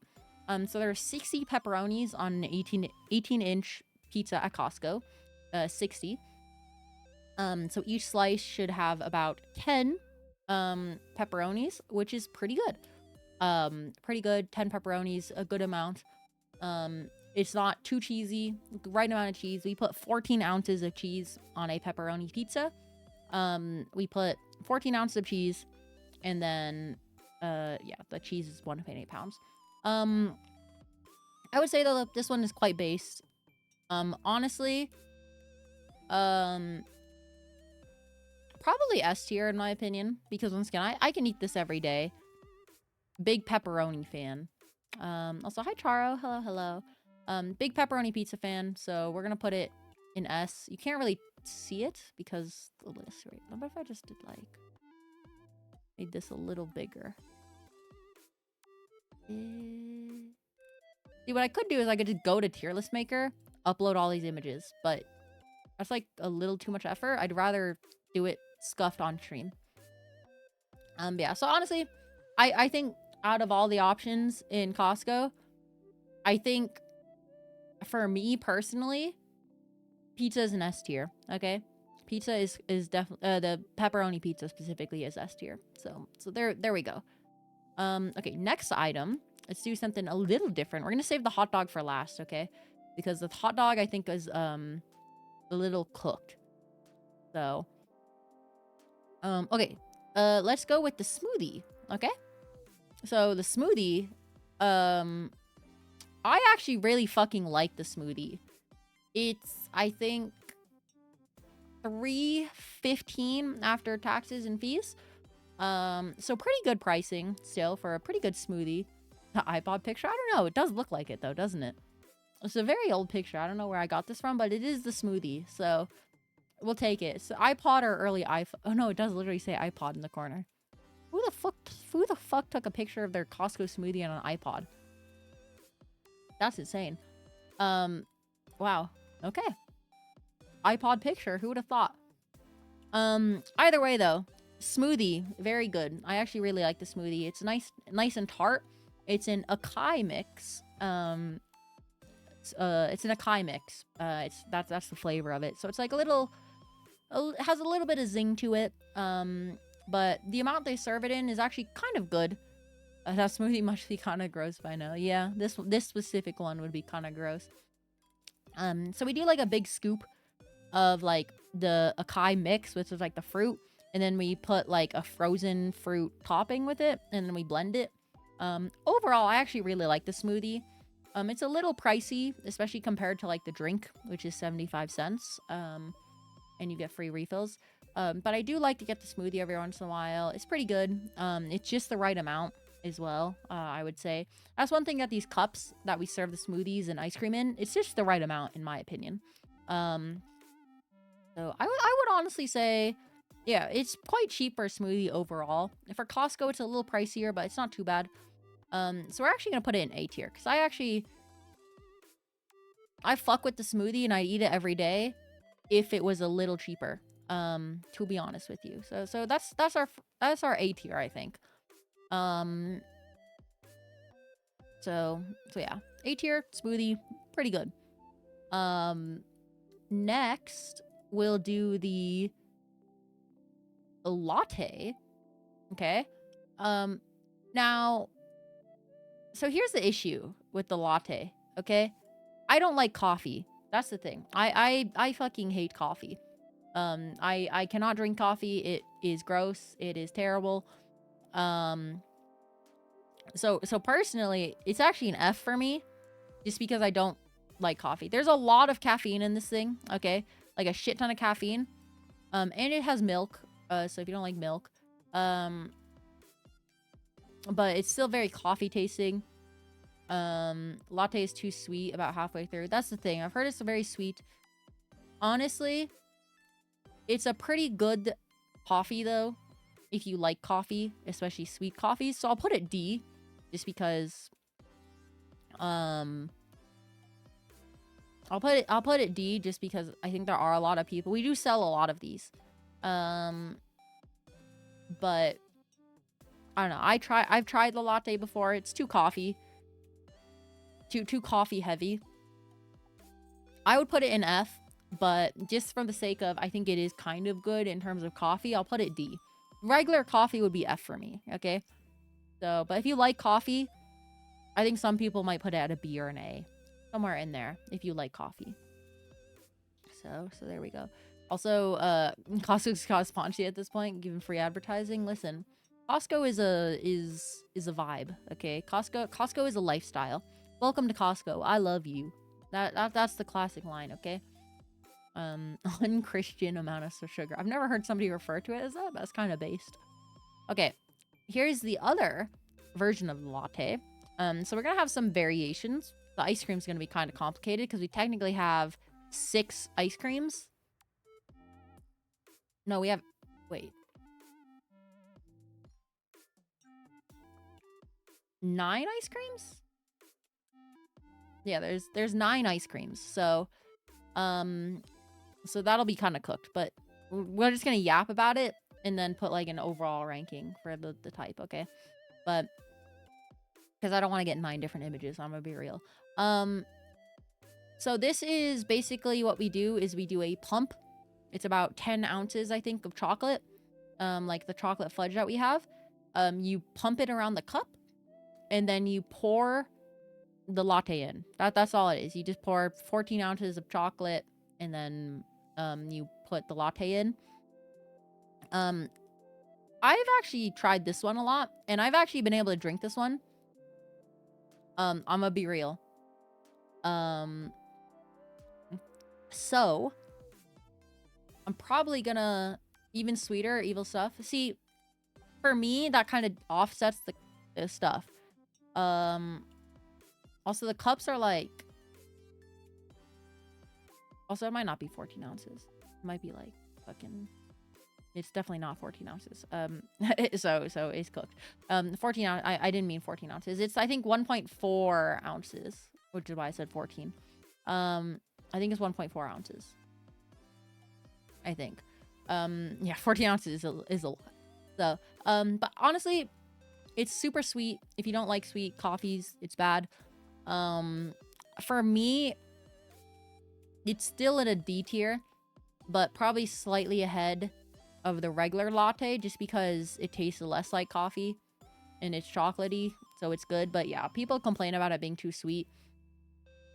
For a normal person, I think you would probably put the latte first and then this one. And this is how it is. We sell more of the regular latte. Actually, no, they sell about even, now I think about it. I think they sell exactly even, these two on average. So we'll just put them down here.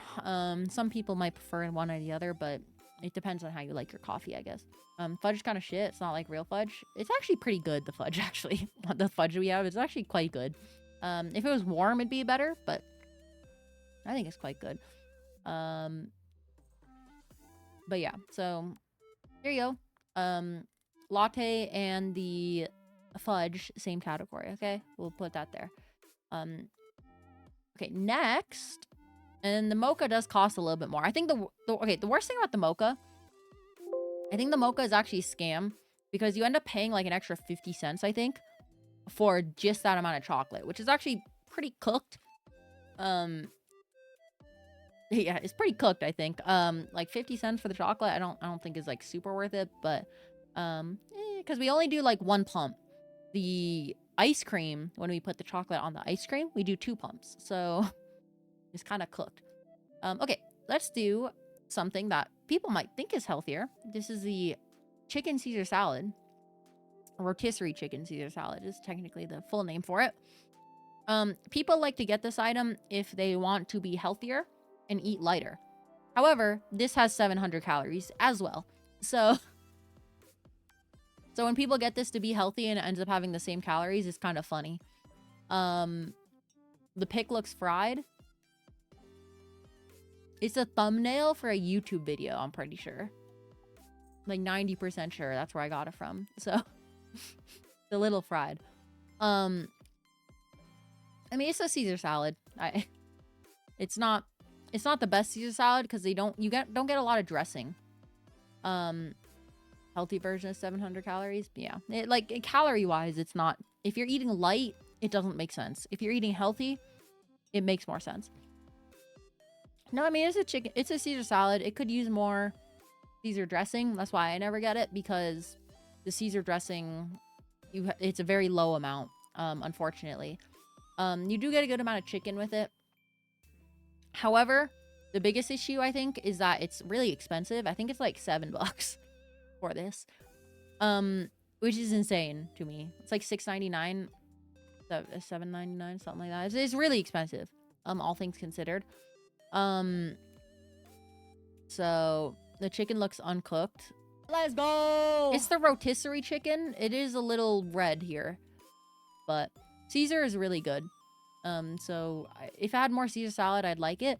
NTG, thank you for the follow. Welcome. So yeah, I'm not a huge fan of it. It's not bad. I just wish I had more Caesar dressing, because we have a shit ton of Caesar dressing that we use on another item. So I don't know why we don't give them the bigger packets, but either way, it doesn't come with that big of a packet. Honestly, it's probably a C tier for me, just because it's expensive. It doesn't have enough Caesar dressing. If it had enough Caesar dressing, it'd probably go to a B. And if it was less expensive, it'd go to an A. Can people ask for extra packets? No, they cannot, because we don't get the packets individually. That's the thing. The another department, I think the fresh department, makes the salads for us and then gives us the salads to sell. So we don't actually make the salads at all. They put the packet in it, just one small packet, along with a thing. And for example, we once had to use the packets that we use in Caesar salads for our chicken bakes. To lather a single chicken bake with the Caesar dressing, we needed 5 packets. 5 packets for a single chicken bake. Which is a lot, which just shows how little the packets are. I think it was 4, actually. 4 packets. So yeah, it's a little ass. It tastes good. The chicken is good. The lettuce is good. And the croutons, very good. But the issue is not enough dressing, a little expensive. So we're putting it C tier. I think that's a fair location for it. What's a chicken bake? Well, my friend, let me tell you what a chicken bake is. Actually, I don't remember the exact price. I think $4.89 for a chicken bake. A little expensive compared to a pizza. But a chicken bake is basically a... do you like the rotisserie chicken, but who would even hate it? Yeah, the rotisserie chicken in the Caesar salad saves it quite a bit. I'm gonna be real. But once again, I think it has a lot of issues as it is. So a chicken bake is basically a bit of dough wrapped around some chicken and bacon in the middle, along with like a sauce of some sort. I don't really know what the sauce is. And then after it's wrapped in the dough, we slather it with Caesar dressing on the outside as like the base for the breading, air quotes. And then we roll them in Parmesan cheese. So you see like the brown stuff on the ends. The brown stuff on the outside is actually Parmesan cheese that's cooked. And then, yeah, there's a layer of Caesar dressing under it that kind of adds like a little bit extra taste. These are really good. These are really good. Honestly, bacon, chicken in the middle, extremely good. They're really good. $4.69 is a little pricier compared to the Costco pizza. That's the issue. And another very large issue that these things have, that's probably going to stop me from, along with the price, it's going to stop me from putting in a S tier. They're really fucking big. There's a lot of dough. So it's really hard to eat a whole thing of these, in my opinion. Not even as like a small person eating it. It's also just like a lot of food, a lot of dough. So you can get them in bulk frozen. I've never heard of this, getting them in bulk frozen. We do not sell the stuff frozen, but maybe some Costco's do that. The thing is, though, frozen, they wouldn't have the Caesar dressing and the Parmesan cheese on it. That's like something we do in a prep. How many calories is in one? I think it's around 750 again. Once again, the big reason why it's a lot is because the dough poofs up a lot, which makes it very thick. So it's a very thick dough, probably thicker than a calzone's dough. So it's quite heavy of a meal, but it's quite good, really good. The chicken and bacon is amazing inside of it, and the Caesar dressing inside is really good. Or they're not inside. Caesar dressing and the Parmesan on the outside, especially if you get it nice and crispy, really good. Extremely good. Especially if you get it nice and crispy. They're really easy to burn, and the actual corporate directive for this is to actually kind of cook the shit out of them, which is shit. But if you can get it not cooked to this image, actually, this image is a really good image of technically corporate wants it darker than this. I think this is actually the perfect bake. So very good, very heavy, and quite expensive comparatively. Once again, like $470, $469, something like that, $489, somewhere in there. So that does stop it from being GOAT tier and S, I think, along with being too big. So we're gonna put it in A, because it is really fucking good. Honestly, I love getting these when I can. But yeah, it's too much food usually. You can definitely finish it in one sitting, but you will feel a deep shame after. Yeah. And also, like, a big issue about it is, like, you end up, you know, you'll be really full. So you'll want to take a nap because it's so much dough that you just want to take a nap afterwards. So especially while I'm working on my 30-minute lunch, there's no way I'm digesting that shit over the day, or else I'll, like, kind of feel icky. Did you miss season 1? Yeah, everyone missed season 1, unfortunately. Season 1, it was a little bit of a sleeper anime, so, you know. Okay. Next, let's do... The ice creams are going to be really complicated to do. Is there anything... Okay, we'll do the ice creams, though. We'll do the ice creams. Okay, so... Oh, fuck. It's going to be really hard. It's going to be really hard to rate it. Oh, shit. Flashbang? Yeah, a bit of a flashbang. Okay, so... The ice cream... We have 2 different flavors, okay? So this is where it gets complicated. For the ice cream, there's 2 different base flavors of ice cream. Vanilla and chocolate. That is not my hand. So there's chocolate and vanilla. It used to be strawberry instead of chocolate, but we got chocolate now, which is very good. So those are the 2 base ice creams you can get. You can get the twist, which will combine the 2 into like a twisty thing coming out of the ice cream machine. So that's like 3 types of base ice cream you can get. You can get the chocolate, the vanilla, or a combo of the 2 called a chocolate vanilla twist. Then you can add toppings to them. There's 2 types of toppings. There's the strawberry toppings, and then there's the chocolate toppings, okay? So the chocolate, you just put like a whole bunch of fudge on it and around the cup. And then the strawberry is you add some strawberries and strawberry stuff. Okay? So, the vanilla base... See, it's going to be really hard because once again, I don't know how I'm going to go with this. It's a little cooked.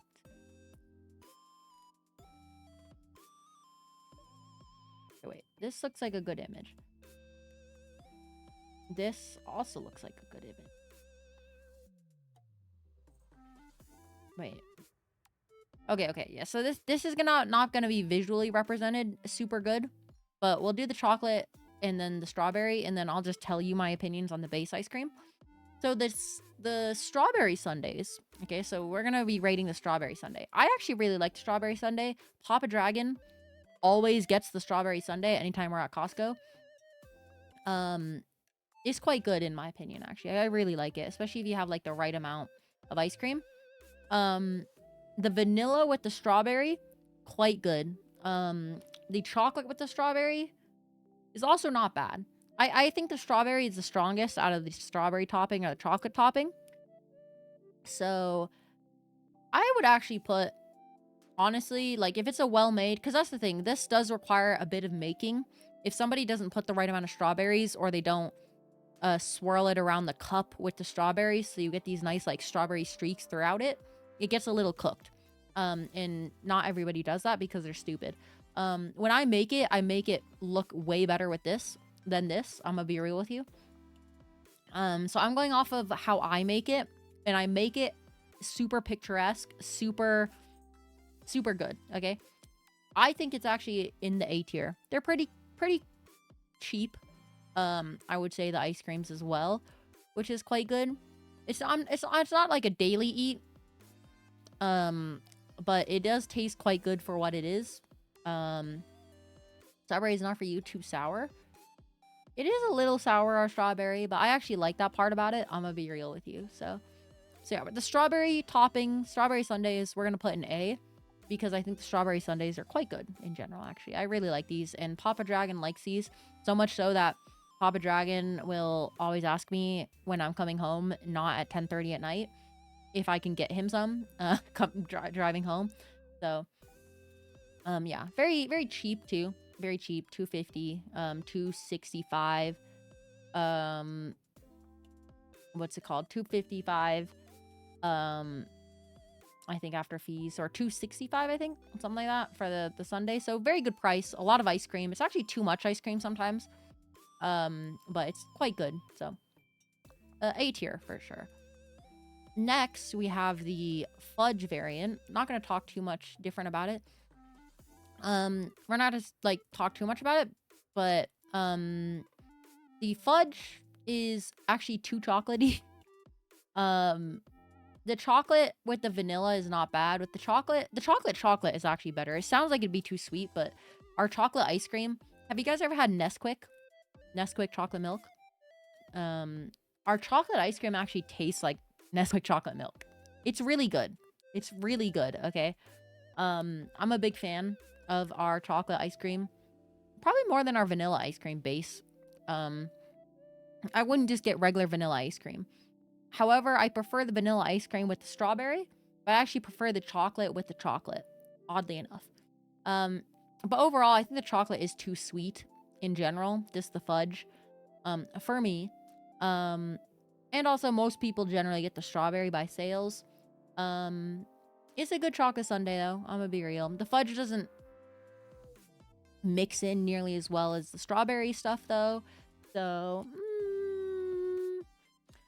I think it's a B tier, because once again, same price. The sundaes are all the same price. Same with the ice cream cups base. They're all the same price. So I would say it's probably a B tier. You're really listening to a Dragon VTuber talk about Costco at 2 a.m.? That's base. That means your life is going well. I put it B tier. I definitely prefer the strawberry over it. I can get the strawberry every day. This thing is not an everyday eat. Kind of similar to the cheese pizza. I can't eat the cheese pizza every day because my arteries will clog up. I'll be real with you. Hi, Loki. Hello. Yeah, new emote, by the way, guys, as well. I kind of stealth launched the emote, but here we go. Hat Kid Dance. There we go. Hope stream is going well. It is indeed going well. We've spent literally two hours straight yapping, which is always a good sign. We're supposed to play Risk of Rain tonight, but yeah.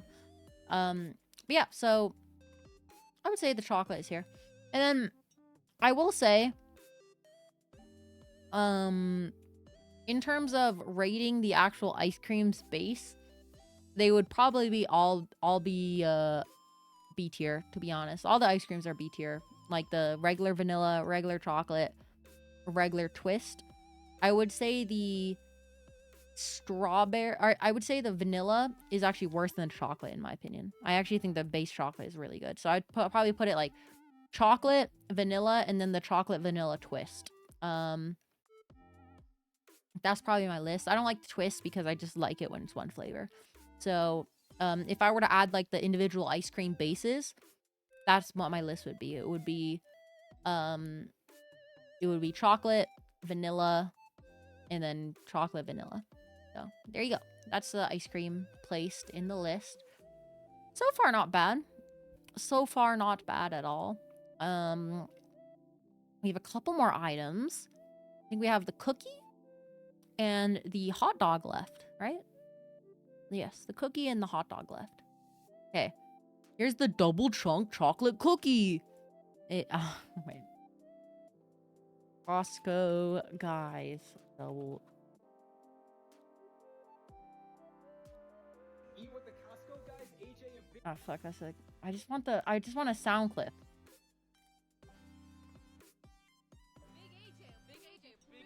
Here we go. It's a double chunk chocolate cookie. Double chunk chocolate cookie. Double chunk chocolate. There you go. Double chunk chocolate cookie. Okay, so this thing. Honestly, this is a hard choice for me because the cookie is fucking massive. That's the big issue. The cookie is like 275, I think, something like that. 700 calories, huge cookie. We don't bake them. The bakery bakes it, sends it to us, and then we reheat them, basically. So that's why sometimes the cookies are quite hard. So that's the issue. They sometimes come out quite hard just because of the way they cook. And crumbly. It's actually pretty good though, and the cookie itself, very chocolatey, very good. There's too much of it. There's way too much of it though. I can eat like half of it, and I really like it. And then the second half is cooked. It's a little cooked. It's hard to eat. So much so that one of my coworkers who also had the same idea, I would buy a cookie, give her half of it, and then she would buy the cookie the next time, give me half of it. That was our deal that we did. So it's actually perfect if you cut it in half, but it's a little too much. Price is pretty decent for the cookie though. It's just too much. That's the issue. It's just too much. Very savory. Or very sweet, sorry. Not savory. So honestly, I'd probably put it again in B. Because it's very good for what it is. It's a very good chocolate cookie. But a little pricey. And also probably too big. So it's gonna go in B tier. Because it's a good ass cookie. And sometimes if it's cooked well as well, it's good, but it's really easy to overcook these things and make them too crunchy.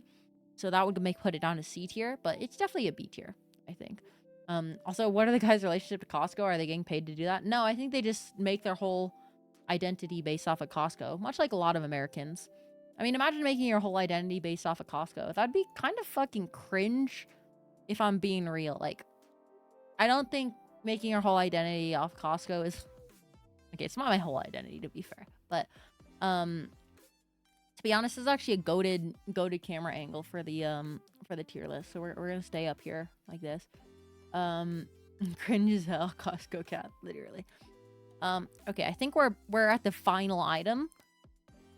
And this is the, like, biggest fucking item, okay? Also, Costco is definitely not moral. It's, like, better than, like, a Walmart, but there's definitely still... they've been squeezing their customers for the shareholders' value a whole bunch recently, which is a little cooked. Oh, no, there's also... Wait, there's another item. There's another item. I forgot. Where's it? Because I didn't have it saved. Where the fuck did it save, bro? Wait. Chicken, bacon, sandwich. Is this like a web P? Is this why it's not showing? I don't know. Okay,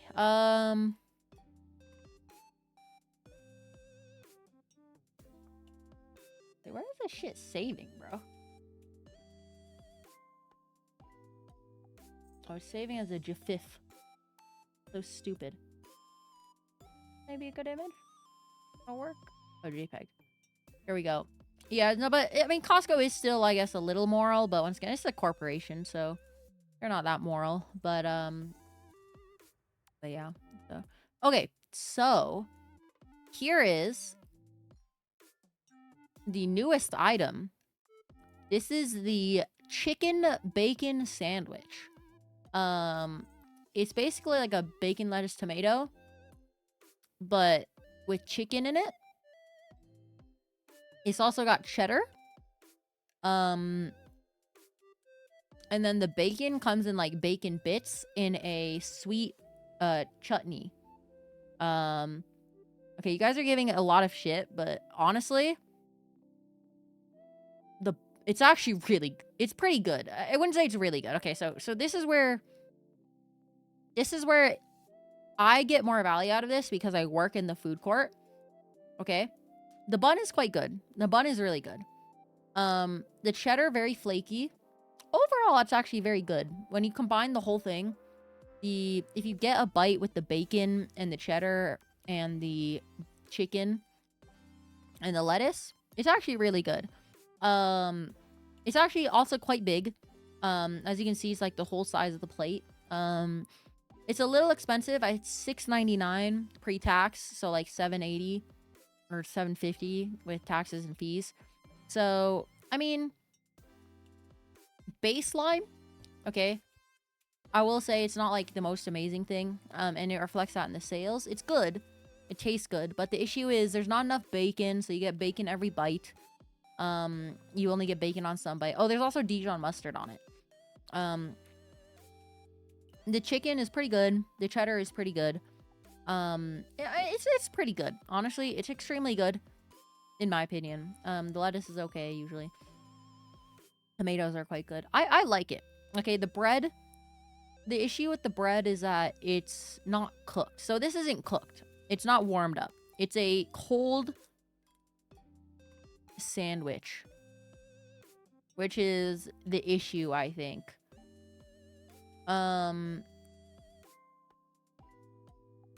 So yeah, it's a cold sandwich.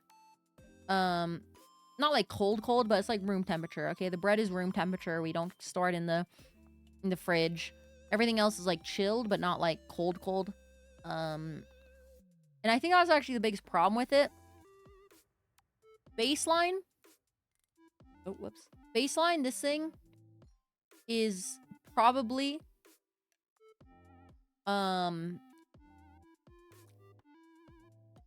it's probably a C tier baseline. Okay, just because you don't get the bacon in every bite. If we could put more bacon bits on it, like on the top and the bottom of the bun, it'd probably go to B tier in my opinion. Because yeah, it's a cold sandwich. It's not amazing. The ingredients are all pretty high quality. It's just hard to get a bite sometimes that it all comes in because the bread size varies a lot too. So I'd say high C. It's definitely better than the Caesar salad. Let's get that out of the way. It's also a little pricey. That's the main thing. Little pricey. So kind of the same reason why it's in C tier. Little pricey, doesn't have enough of the ingredients. It is what it is, okay? However, as a food court employee, what I can do, I can make the sandwich myself. So what I do is I toast the bun with the Dijon mustard on it. I split the bacon so it's on the top and the bottom. So it's a more even spread, so you get more bacon in each bite. And then I also heat up the meat and the cheese on it, so the cheese melts and the meat warms up. And then I take it out of the oven when it's nice and toasted, like really toasted. I put it in the same way as chicken, and it's like really crunchy and toasted. And then I add the lettuce and the tomato afterwards. Now, honestly, that instantly shoots it up to A, just heating it up. I'm gonna be real. Just heating it up and toasting it, it's like not even gourmet. It's the same ingredients at the same ratios. It's just done a little differently than corporate likes, because we could not realistically like do that for everybody, because it does take a while to do that. That's the issue. But if we had like a bun toaster, even just toasting the bun makes it almost an A tier immediately. So yeah, it's the same ingredients. The ingredients are all really good. We just don't warm it up. If we warmed it up, it would be infinitely better. I'm a be real. It literally jumps a whole like 2 tiers. If you warm it up. But baseline, what you would get at a Costco, it's probably a C, unfortunately. But yeah, when you like make it nice and crispy, melt the cheese, heat up the chicken, get good bacon that's heated up as well. It's really good. It's really good, guys. It's so good. Like I could eat it every day, but it's a little pricey as well. $7.50. Not the best value, which is why it wouldn't be an S tier in my opinion. But if it was cheaper compared to like the pizza, like maybe $5, I'd probably put it in S tier with the toasted part. But yeah, without the toasting, it's probably a C tier, unfortunately. High C, very close to B. Very, very close to B. But not quite B, okay? Unfortunately. Also, what's funny is I probably could do 2 separate ranks because, yeah, the coffee obviously is skewed. This thing is skewed. And the final item is going to be very skewed, and this is going to cause some drama, I think. So the last item is obviously the hot dog. Now, part of the hot dog, it does come with the drink. Value-wise, the hot dog, insanely goated. You also get the onions for free. You can put as many relish and ketchup and mustard as you want on it. The onions come in more than enough, so you'll always have enough onions for it, okay? The hot dog's very good. The bun's quite good as well. Quite warm. Amazing. I actually really like the hot dogs. They're really good. They're really good when you can eat the hot dogs, put all your stuff on. It's super good. We don't have sauerkraut. We haven't had sauerkraut for like years. I'm gonna be real, but people still come up and ask us, do you have sauerkraut for the hot dog? Either way though, the base condiments that we have, which is ketchup, mustard, relish, and onions, extremely good. The hot dog, extremely good, especially in the value, obviously. $1.50 for a whole hot dog and a bun with all the toppings, and you get a soda. This shit is insane. I mean, the value of it alone easily puts it in S tier because it tastes, the beef hot dog is really good. The hot dog itself is actually really good. We boiled them, but it turns out pretty good still. Yeah, it's really good. It's really good. It's easily S tier by every amount. Because the bun, and once again, the bun and the hot dog alone is like easily worth $1.50. So yeah, I think the general public opinion, I think the hot dogs are really good in S tier. However, I can't eat this item. It's fucking trash, and it's an F tier. For me personally. Now, I'm not doing this to be like controversial, okay? If I was not working at Costco, this would be the best item in the game, okay? This would be like OP, okay? But when consuming this item, okay, it has extra item text on it that says, if Target is a food court employee, minus 100% attractiveness. Cleaning this shit at the end of the night, it's not gross the way we make them. We just boil them, which is kind of gross, arguably, depending on how you look at it. But they get warmed up in a vat of water, and that's it. That's the only like weird thing about the hot dog that we do. And the vat of water is kept hot constantly, so it can't be gross, right? Boiled hot dogs are normal, so it's very extremely normal for it. And it's not gross. It's like, while it's hot and like the hot dog water is there, it's actually not bad, okay? However, when you clean this at the end of the night and you get rid of the water, the unholy amount of like hot dog particles that have come off of all the hot dogs, it creates like a thick grime that coats the whole basket. it like a thick hot dog residue grime. Extremely gross. Okay? So much so that when you feel it, it feels like you're feeling a bacteria colony. Have you ever felt like a colony of bacteria in science class? Like very slimy? It feels like that, but it also sticks and has a texture to it. It's not just slimy, it actually like sticks. Extremely gross. And the worst part, the smell. The smell is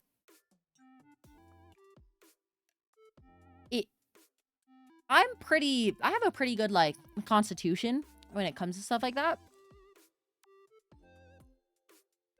It hurts. It is so bad smelling, the hot dog residue.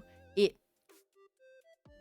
it's so gross because for reference, we have a solution of ammonia that we use to clean the ground, right? It's like an ammonia solution for washing the ground only. We can't use it on any food surfaces because it's like too strong. With the exception of the hot dog table. We're allowed to use it on the hot dog table because it gets so fucking gross and slimy and awful smelling that we can use the ammonia to fucking bleach the shit out of it. That's how bad it smells. It's so gross smelling at the end of the day that honestly, even if I really like the hot dog, because it's really good and the value is insane, if I get it, I literally get I get a drink for the day and I get free refills all throughout the day, and I can drink like a metric shit ton of Pepsi. Okay, that's what I do. So even if I did this, it would technically cost like 75 cents for the hot dog to feed me. And it's like 700 calories too, the hot dog. It's a lot of calories because it's a lot of beef. A lot of beef.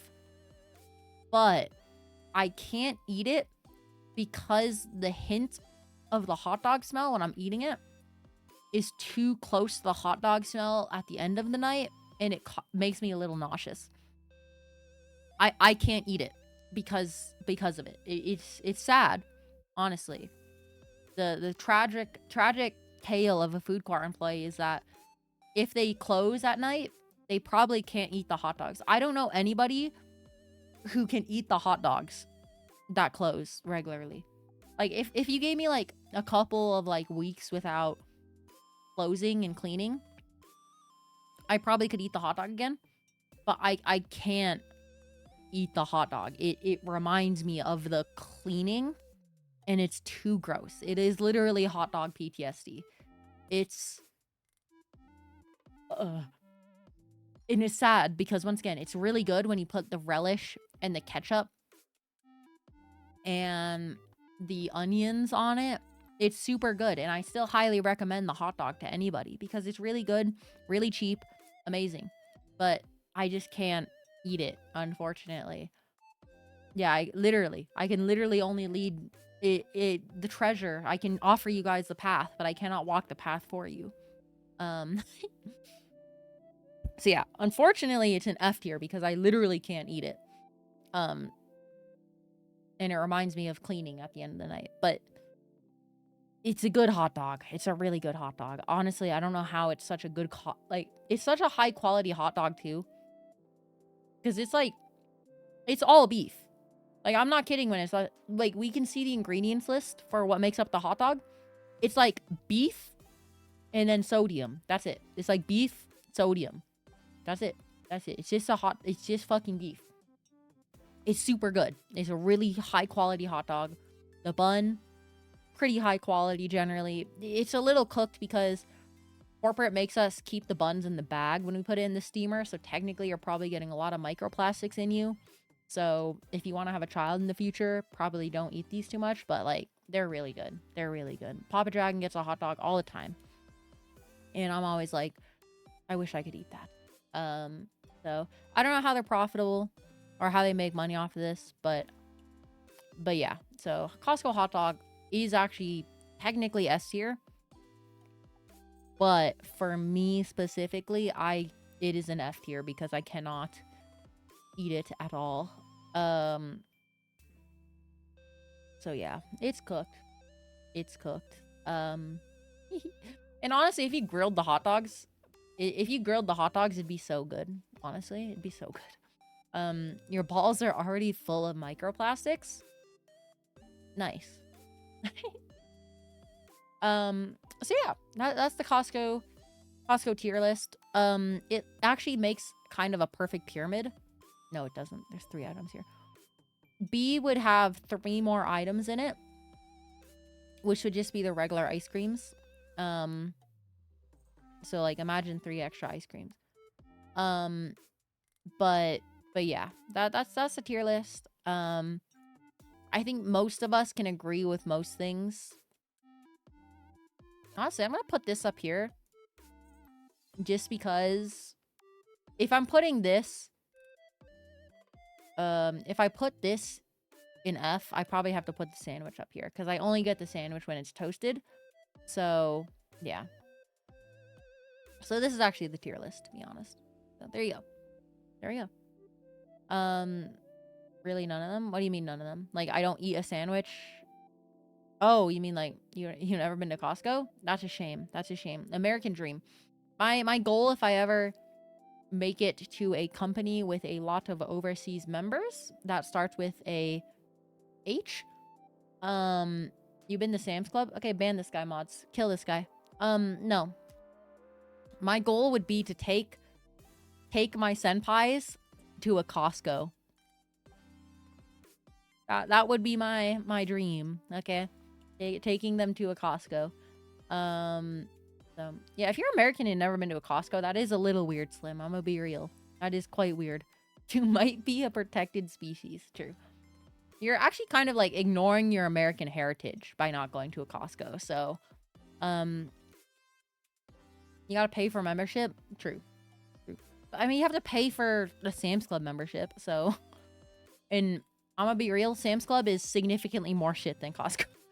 We during our like reviews, we compare our items with Sam's Club items because Sam's Club is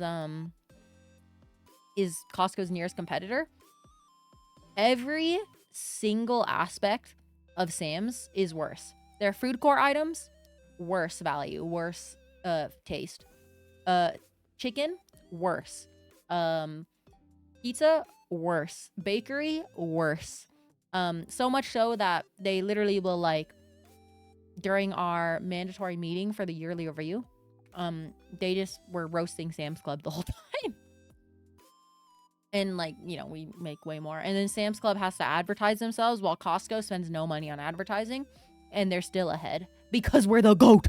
No. So yeah. So this is my tier list with the ice creams on B. All the different flavors up to here. So there you go. There you go. But yeah. It's a little shocking the hot dog being at the bottom, but I truly do recommend the hot dog, okay? Very, very truly recommend that hot dog. It's very good. It's very good. How much is a membership? I think a membership is 60. They just recently raised the price. They recently raised the price of the membership. It's I think 60 now. For executive, it's 120, which I get for free because I work there. You get owned. You get 3% cash back on the executive card. What's nice is that the Costco membership price raising did directly lead to all employees getting a raise. Every employee got like $1 raise, I think. So quite a decent raise, all things considered.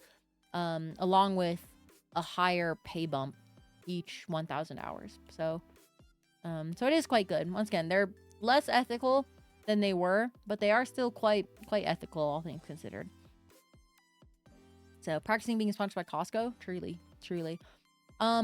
Also, by the way, somebody mentioned, wait, fuck, there was, what was the thing? Wait, fuck. There's something I wanted to respond to, but like, I don't remember. Ooh. Oh, So yeah, so the price of the hot dogs. Okay. So they weren't actually if you have a tier list recommendation, say it in chat. Yeah, I will do more tier lists because we're already way past yapping. We got about 30 minutes left before I gotta probably go, just so I can get some sleep and get ready for tomorrow's stream. So you got about 30 minutes. So if you got a tier list, hit me with it. No, so it wasn't the fear of the backlash for the hot dog from the consumer that they were worried about in terms of raising the prices. The Costco CEO basically told the shareholders over his dead body will he let them raise the price of the Costco hot dogs. He basically said he will burn the company to the ground if they try to raise hot dog prices. And he's such a Chad for that. Same with the rotisserie chicken. He was like, if you try to raise the rotisserie chicken prices, I will burn this company to the ground. Figure it out. And the rotisserie chickens, they basically solved the solution of keeping the rotisserie chickens the same by just making a whole new subsidiary of Costco that is a farm. Yes, it is vertically integrated. They have their own producer for at least chickens. I don't know if their beef is integrated, but you'd think it'd have to for the price that they keep it with. But they do have their own farming system for chickens specifically because of the rotisserie chicken, which is pretty funny. Which cuts down on a lot of costs. A lot of upfront costs, but it lets them keep the prices cheap. So, which is very good. Yeah, he's very Chad. He's a very Chad guy. He actually apparently stops by every Costco warehouse like every few years. So it'd be kind of cool if I like am with him. But Soviet Costco, literally.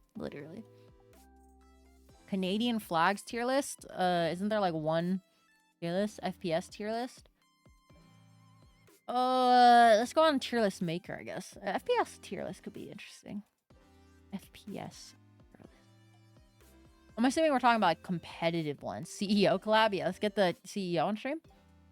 For 750 followers, by the way, I will probably be doing a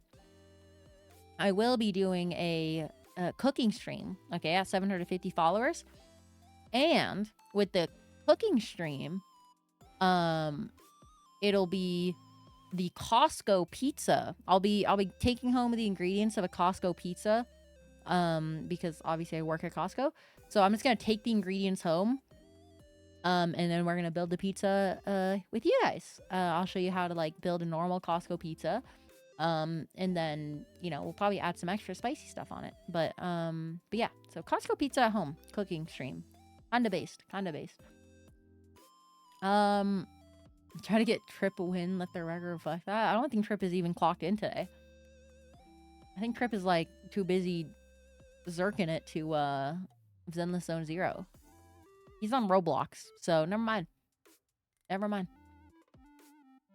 He's on Roblox, which is better than Zenless Zone 0 probably for his wallet. But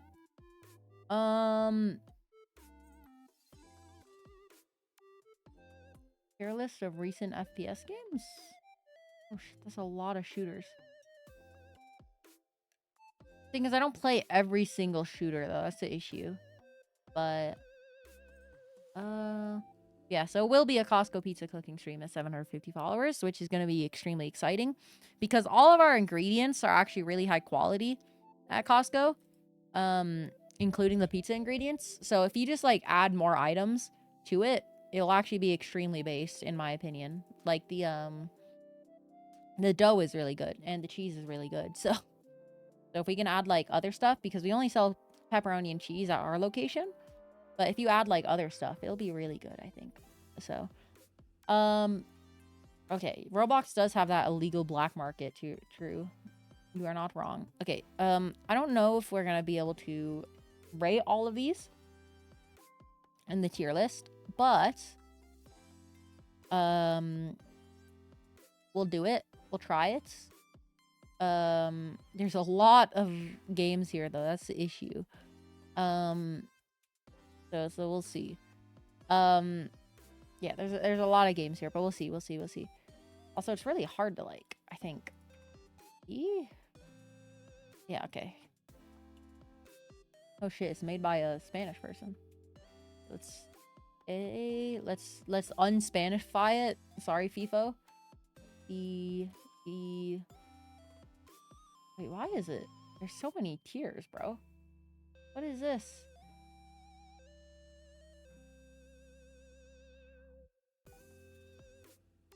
Okay, F tier.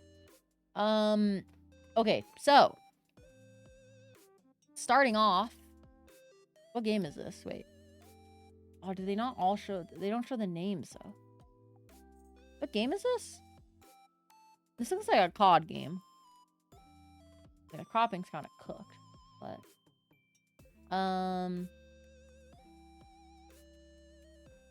here, let's add another category of. Is that called Advanced Warfare? Oh, that's gonna be dog shit then. IDK. We'll add an IDK category. Advanced Warfare, I never played, but it looked like such hot dog ass. F. Something evil? Medieval? I don't know. It's a DRF. I mean, it's a COD game, so it has some stuff. We'll put D. Probably an F, though, realistically. I'm gonna be real. Actually, no, it's an F. Advanced Warfare is so ass, from what I've heard, so I don't even need to play it to know that's F. Don't know what this game is. Apex? We're gonna put it C. If we're talking about release Apex, easily S, probably. But it's not release Apex anymore. The gunplay feels good in it, though. And it's still quite a fun game. It's just run by EA. So, it's probably a B or a C. We're gonna go with, we're gonna go with B, just because the gunplay is really fun. And the game, despite being run like shit, if you ignore the battle pass, the game is still quite fun from a gameplay perspective. So, we're gonna put it B, just because I really like the shooting and the movement and the way they do it. And they invented the respawn system in Battle Royales, so we're gonna put it B. I still have fond memories of Apex. I think it's a good game still. Realistically, it's just managed poorly. It could be a C, but it's gonna be low B, probably, is what we're gonna do. Arma 3. I've never played Arma 3, surprisingly. But Arma 3 gave birth to many a genre. The Battle Royale genre, PUBG, for example. DayZ as well. So honestly, Arma is a bit of a goat for that. And I think Arma is actually a pretty fun game on its own. So actually, we're going to move this here, and we're going to put Arma in B. Because Arma itself isn't an amazing game. It's a mil sim, so it's kind of like a little niche. But it's inspired so many things that B, I think, is a very fair spot. I think. We're actually going to put Apex. I don't think Apex is a C. I'm going to be real. I have no idea what this game is. It looks like some furry shit. So, Borderlands 2, goated game. S tier, easily. Borderlands 2 is so fun. Great story, great villains, good loot system, good setting. Gunplay is really good. Arma playing with a clan and RPing is amazing. I agree too. I think the RP in Arma is pretty cool. It just has a lot of... Thing is, Arma itself, though, isn't good. It's all the roleplay around it, so yeah, Arma is a hard B. You could probably put it in A, depending on the mini games that you play in it, but, you know, I think that's why it exactly deserves to be B, because Arma itself isn't that good, but it has a lot of derivatives. Yeah, Arma is the condom for roleplay. I think it's still... A lot of things are derivative off of Arma, so I think Arma is a hard B. Hard B. I mean, Borderlands 2 being the GOAT, not really a controversial opinion, I think. I think Borderlands 2 is really good. Really fun. I sometimes go back and play Borderlands 2. That's actually one of the games I kind of want to play with you guys, to be honest, in the future. This is also... Wait. This has not been updated since 2020, so yeah, we might play Borderlands 2. I like the difficulty in Borderlands as well. The builds are quite fun, so Borderlands will be fun. We can eventually do that, but DLCs are all quite good too. So. Okay, Battlefield Bad Company 2. I've actually never played this Battlefield, but I think this is one of the goated ones, right? Bad Company 2. If I recall.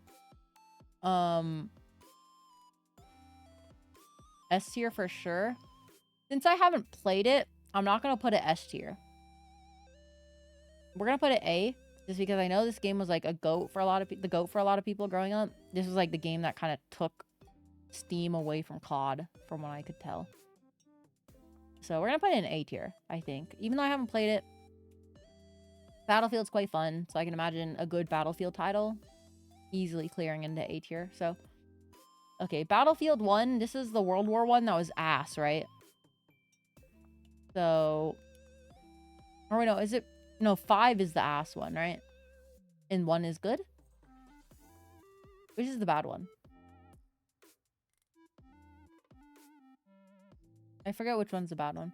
1 was really good? 5 was the ass one? Okay. Battlefield 1 was good. I don't technically know, but we'll put it like B tier because I don't think it's known as one of the best Battlefield titles. Well, okay, we're gonna put these two here. B's gonna have a lot because B's gonna be a lot of games that I don't know but have made significant impact. So 1 and Battlefield Bad Company, I think they made pretty big impact in the gaming sphere. So I'm gonna put them B, even though I haven't played them. So Battlefield 3, the GOAT. Battlefield 3 is really fun. I mean, I think 3 was actually... Is 3 the good one? Wait, I know 4 is good. I think BF3 and 4 is both fire, I believe, right? I think people probably disliked 4 more. But okay, let's just do this, by the way. I played most of my Battlefield time. I haven't played 3. Or I played 3 a little bit on my Xbox, but I never really like paid too much attention to it. Personally, I actually like 4 better because I played a lot of 4. I got accused of hacking because I would use an 8x scope in Locker. So, that was fun. So yeah, we're gonna put Battlefield 4 in A. Battlefield 3, we'll put in A too, because I think Battlefield 3 was also quite generational.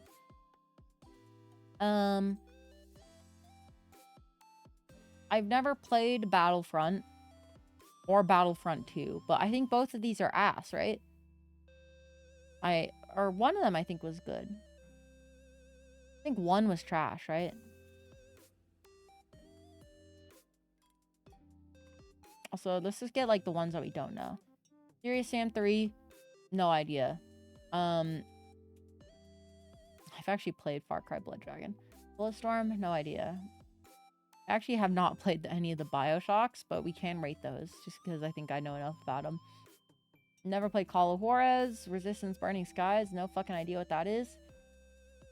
Played Champions? Okay. Duke Nukem Forever, I have actually played, surprisingly.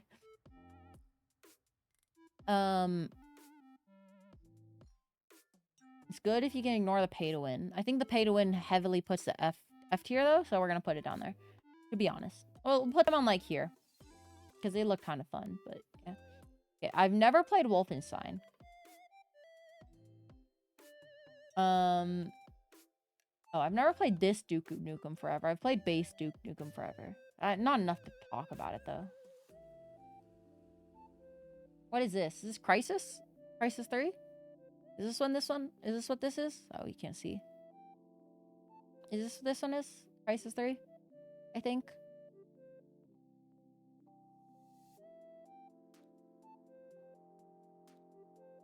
I mean, okay, wait. Okay, we're gonna reevaluate this. Okay. I'm only gonna rate games I've played, to be honest with you. I think that'll be more interesting. I think this might be Crisis 3, which I have played. I think if I'm making games I've played, it'll be more interesting, okay? So Arma, actually I have played Arma technically, but these ones all I have no idea. Battlefield 3 we're gonna put in B still because I didn't play it too much, but it's interesting. I realize there's so many fucking games that I think it'll just be a more interesting tier list if I only rank the games I've played. So, so yeah. The list is still good. This is still like a good list though. Battlefield 4, very fun. Battlefield 3, not as fun in my opinion, but that could have been just because I was stupid as a kid. Arma 3, pretty okay. Apex, quite fun. So yeah.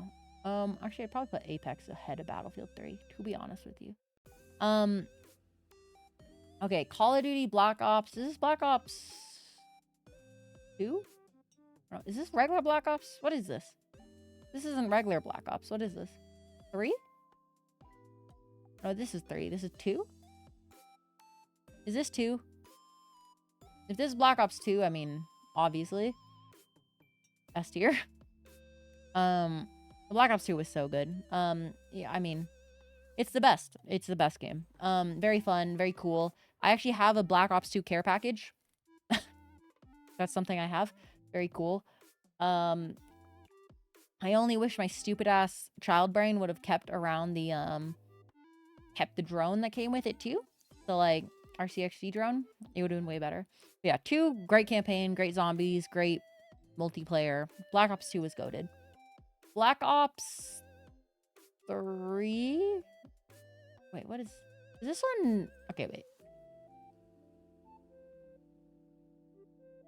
Which is... This one's 4, right? This one's 4, I think. And this one's 3?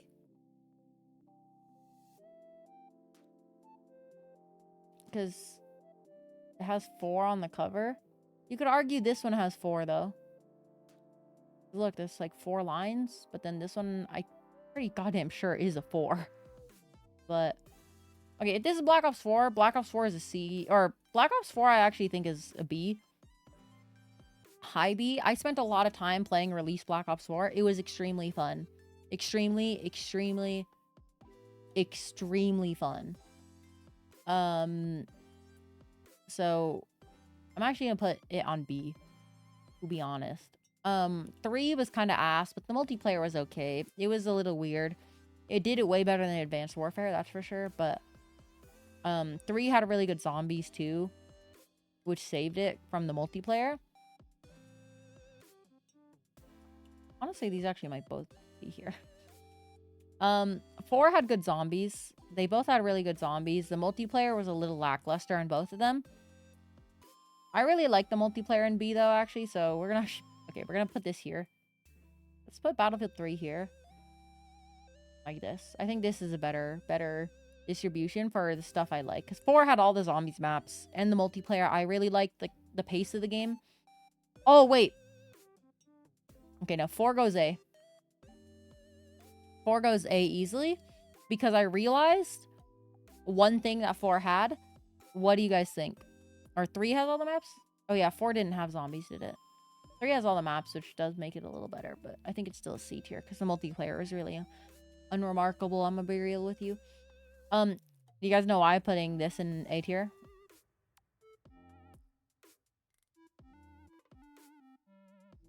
Do you remember enough about Black Ops 4? Think I'm being biased? No, I think there was one reason why this is easily A tier, and I actually would put it higher if it was still active.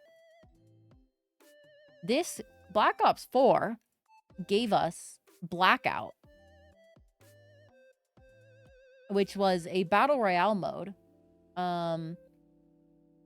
It was a battle royale mode for Call of Duty. It was the first one before Warzone. And it's hard to describe how it was different. But with the combat of 4, it felt really good to be in a battle royale. The guns were slightly PUBG, but more reasonable. There were like zombies on the map that you can kill for like loot and shit.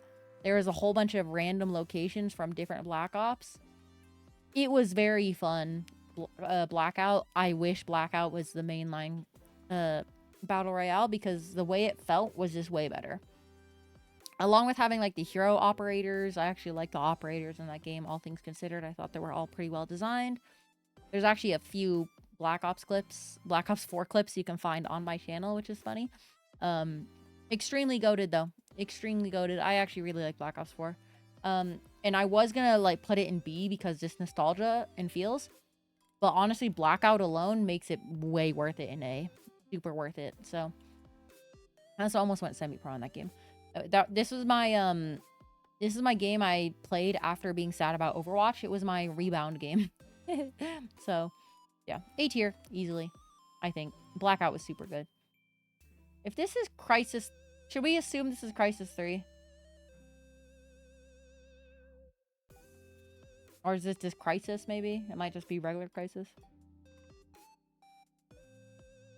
This one. If it's Crisis 3, I can actually speak on it. But if it's any of the other Crisis games, I cannot, unfortunately. I'm gonna put it in IDK for now, just because I don't really know what that game is. I'm gonna be real. Black Ops, I mean, obviously, S tier. Multiplayer was insane in regular Black Ops. Zombies, obviously generational. What do the numbers mean? Campaign was amazing. Easily S tier. I mean, that shouldn't be a controversy. These two here. It's Crytek? Okay, I have no idea then. So yeah, these two go-to games. Black Ops 1 and 2, insane. They're farming the nostalgia because the CODs are doing poorly. That's why they're going back to the Black Ops titles. Unlucky. Treyarch, please come back. Far Cry 3 Blood Dragon, I haven't played much of it. I have played some of it, but not enough to have an opinion. Borderlands 3.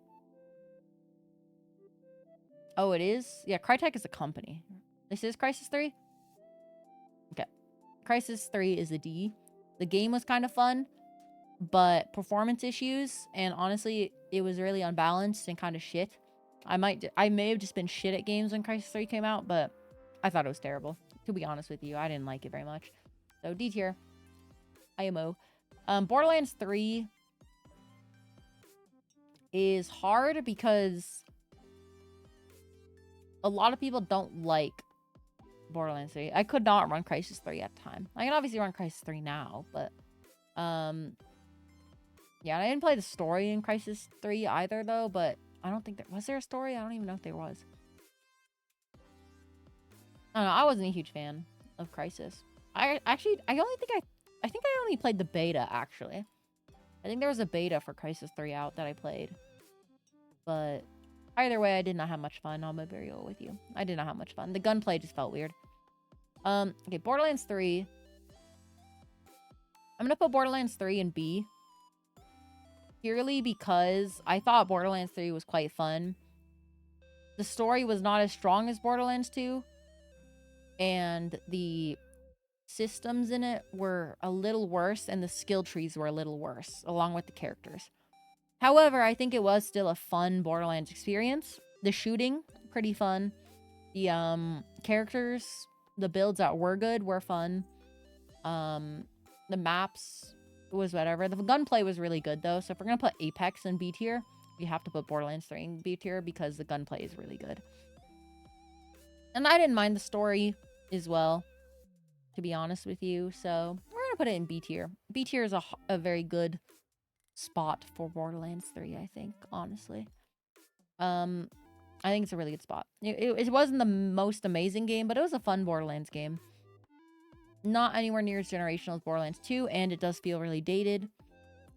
And it was also only on the Epic Store for a while, which was terrible. But I enjoyed it. Okay, I've never played any of the BioShocks, so that might be crazy for a lot of people. I'm gonna be real. I never played any of the BioShocks. So, oops. Eventually we might play the BioShocks back, but I don't know, I just never ended up doing it. COD World War II, never played. Cold War. Oh, I did actually play Cold War's campaign and a bit of the multiplayer. Cold War was like... I thought the campaign in Cold War was actually really good, so we're gonna put it here. Probably below Apex. I thought the campaign was really good in Cold War. It looked really good too. So Cold War is here. Never played Aliens. Okay, we're gonna do this one.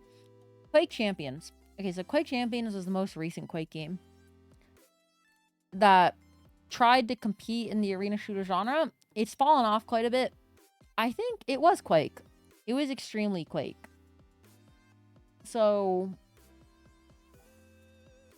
you know, I don't think it was bad. I personally think Quake is an example of a game that doesn't protect its players from themselves enough. AKA the skill floor is way too high in my opinion. But I did have a lot of fun playing it, and the maps are okay. The characters kind of sucked though, and it wasn't a very popular game in general from what I remember. So I'm gonna put it probably high B tier, just because it was a really good Quake game. But Quake itself as a game mode was very dated, and I think the characters were kind of trash in Quake. I'm gonna be real. From a competitive genre idea, it was okay, but once again, I'm not a huge fan of it. It was just Quake with the new coat of paint, and then the heroes were kind of ass. So if it was just Quake with no heroes, I think it'd actually probably go to A tier because it's just Quake. So was it good or meh? Very meh. If it was... I personally don't like Quake all that much, but I probably would have put it in A tier if it didn't have the characters. This is when Overwatch was still somewhat popular. So they tried to implement like hero abilities, which did not go well. Honestly, the hero abilities weren't amazing in it, but it was still Quake, so it was quite fun ultimately for a while until you started playing. Like, I wouldn't play it competitively, but it was still quite fun. So I'm gonna put it B tier because B tier is like still quite fun. C tier is like, it was all right. It was all right. Quite champions though. Once again, B tier, esports title, not bad. Didn't do amazing as like an esports title in general though. I've never played Doom, any of the Dooms. I do want to play the new Doom when it comes out, which is why I haven't played the old Dooms. Doom Eternals could be fun though. I'm gonna be real with you. I don't know what this is. Oh, here's... Okay. Destiny 2. Where does Destiny 2 belong?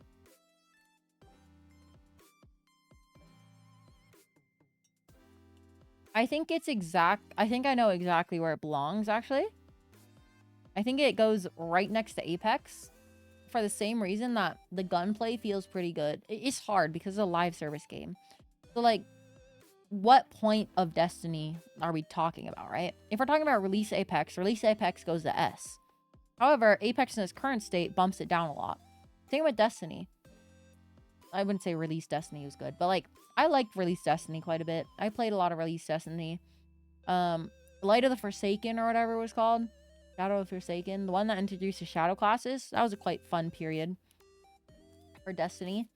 But, you know, there's been ups and downs. I haven't played Destiny a whole bunch. I think the power systems were kind of trash. That's the issue. I actually was not a fan of the power systems and the scaling, especially on release and in that one DLC I can't name where Cade 6 dies. Spoilers.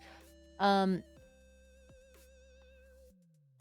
think the power systems were kind of ass in those times with the engram system where like you were weakly locked to get the power up. I don't know. I didn't really like it too much.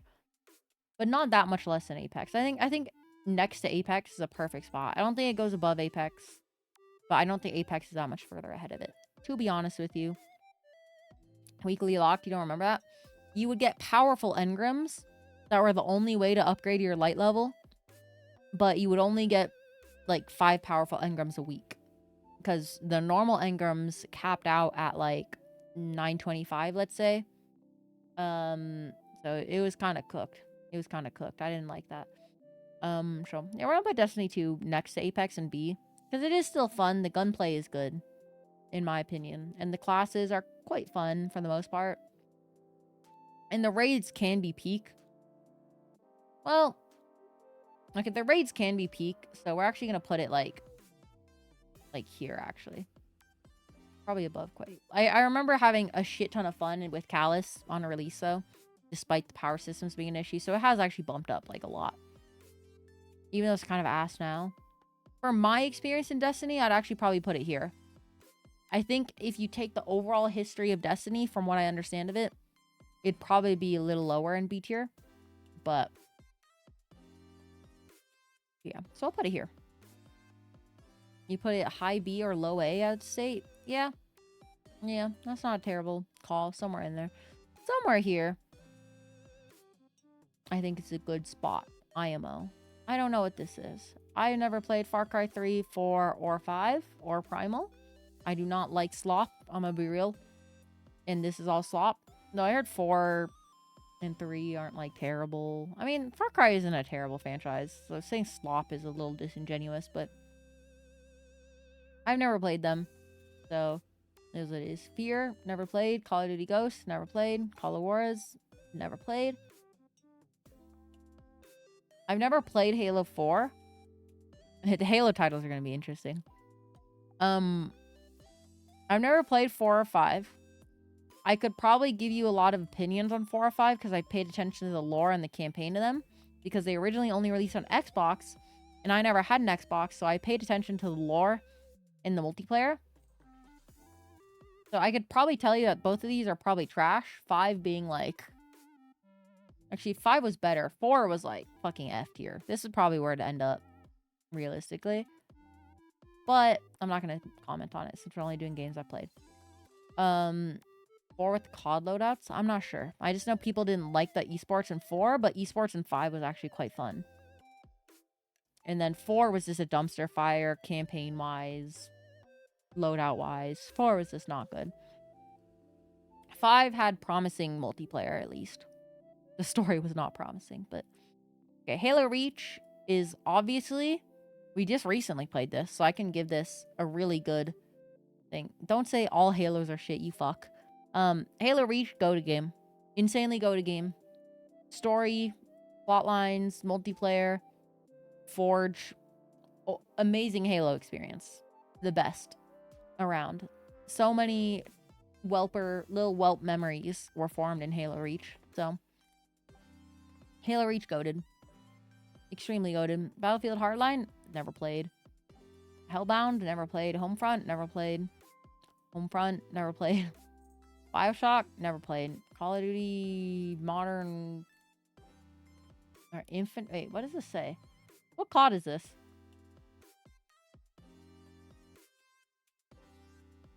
I don't know if this is the first one or if this is the first rebooted one. Is this Infinite Warfare? Okay. I mean, yeah, I haven't played that anyway, so... I think this is a Bioshock title. I don't think I've played this, though. Killzone Mercenaries, never played. Metro, never played. Lawbreakers, I did play Lawbreakers. Lawbreakers was pretty fun. I didn't play it a lot. Wasn't amazing. We're gonna put it in C tier because it didn't stick as an esports title. The game felt okay, but it didn't have that crispiness that you'd want in a arena shooter game.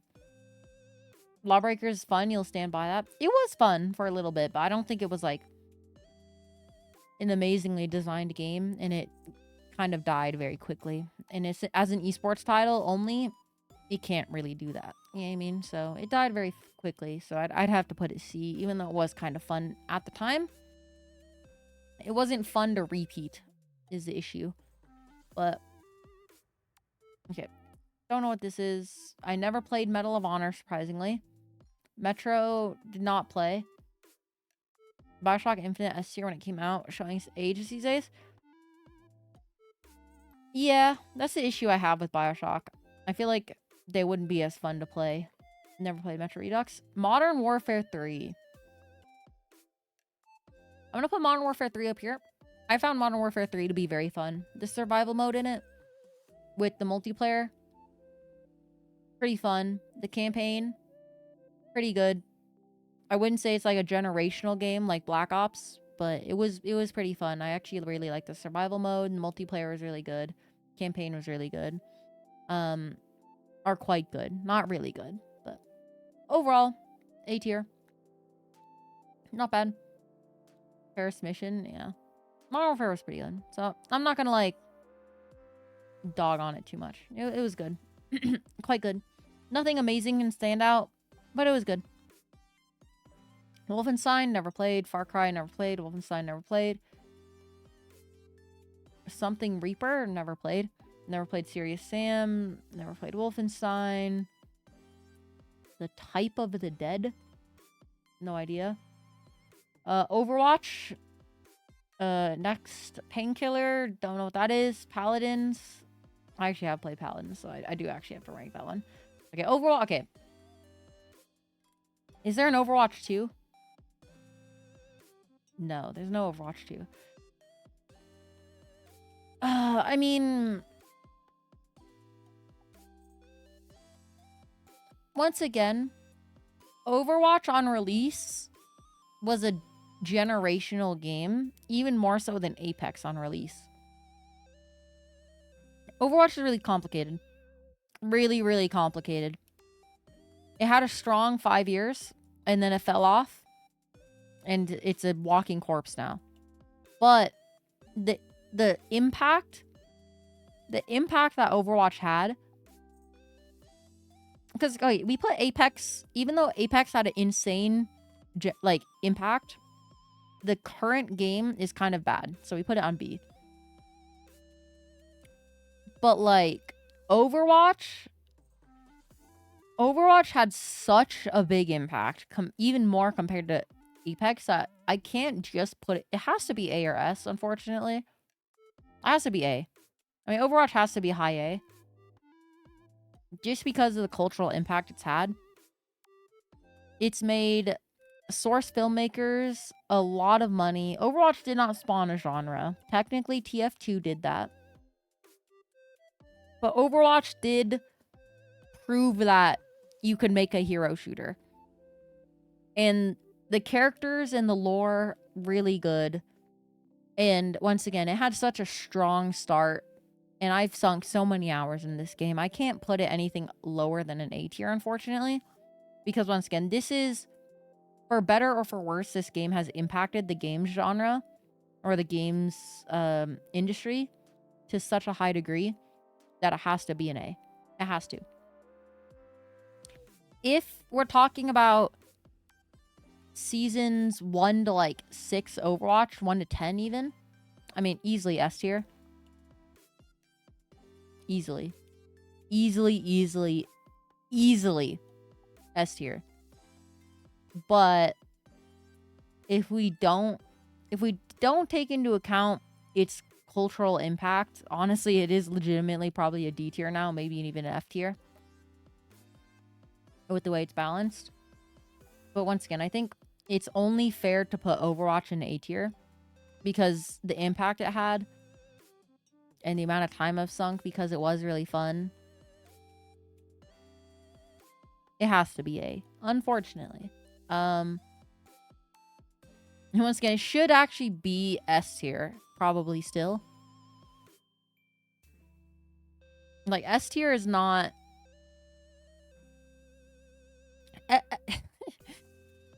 It should be here. Probably. It doesn't deserve to be on the same level as Black Ops 4, is what I'm trying to say.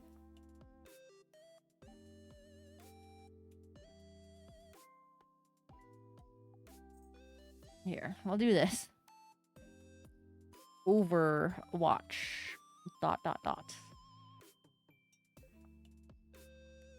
Here we go. I mean, it's somewhere between S and A tier. It can't... It's not on the same level as Modern Warfare 3 or COD 4 or Black Ops 4, but it... I don't know. It's too complicated to unpack into just these. So, Overwatch ... will remain the title. Can you please not? Okay, Paladins. Lol. I mean... No. Yeah, Paladins is just kind of trash. It was like kind of fun trash though. Like you could have fun with it, but it was kind of trash. So like high D tier probably. It was not Overwatch, but okay. Postal Paradise Lost, never played. Never played this thing. Payday the Heist. Goated game. Regular Payday the Heist is like, actually it's probably an S tier. It revolutionized the heisting genre in the PvE genre. So unironically, I think Payday is an S tier. Like the original Payday. I want to put Payday 2 in S tier as well, but Payday 2 had a lot of issues going throughout its long lifespan. So Payday 2 is going to be A tier because it's had a lot of issues. But it's still a very good game, especially if you go back to it. Very good game. Payday 1, I think, was left in such a good spot that it's like a pretty generational game. It hasn't aged well, but it still is a very fun game and a very cool game. We're going to put it in A tier, actually. Both of these go here. It's not fair for Payday to be S tier, I think, because it hasn't aged super well. No, it does deserve that A tier. I mean, it's good. Level design was amazing. Character design was amazing. Gameplay loop was very fun. It's S tier. It's S tier. I'm perfectly happy putting Payday original in S tier. Payday 2, A tier. Highly recommend Payday 2 if you haven't played it, but it should be ranked in its prime. Kinda. But it's already 3 hours. You need to eat. It's okay. We're like halfway through all the games. Okay, I don't know what this is. Planetside 2. Extremely mid-game, to be honest. Low C tier, maybe D tier. We're gonna put it high D tier. Some people like Planetside 2. I didn't really fuck with it all that much, I'm gonna be real. I never found it that interesting, so D tier. I don't know why Portal 2 counts as a first-person shooter. But I guess it kind of is, but like this isn't really fair, but I mean, obviously Portal 2 S tier. I mean, the game, once again, I feel like comparing Portal 2 to Black Ops is kind of stupid. But Portal 2 as a game, obviously generational, very cool, very amazing. It's gotta be S tier. Level design was amazing. Mechanics, amazing. There you go. S tier. Once again, it feels weird to compare it to Payday the Heist, but... Okay, next. This is a Postal game, I don't know. I actually didn't play Borderlands the pre-sequel. I heard it was ass, but I never played it because I heard it was ass. So, we're gonna put it there. I never played it. Never played that game. Never played Rage. Never played Red Faction. So apparently Red Faction was fun. Never played Resistance 3. Never played Terminator. Never played Shadow Warrior. None of these. Played it. It was pretty bad. There you go. Also, hi dog. Favorite Call of Duty has to be Deadlock. Is there a Call of Duty named Deadlock? Sniper, never played. I did play one Sniper. I played Sniper Elite Nazi Zombies. So, eventually I'll rank that, but I never played any of these. I don't know what this is. What is this? What is this game?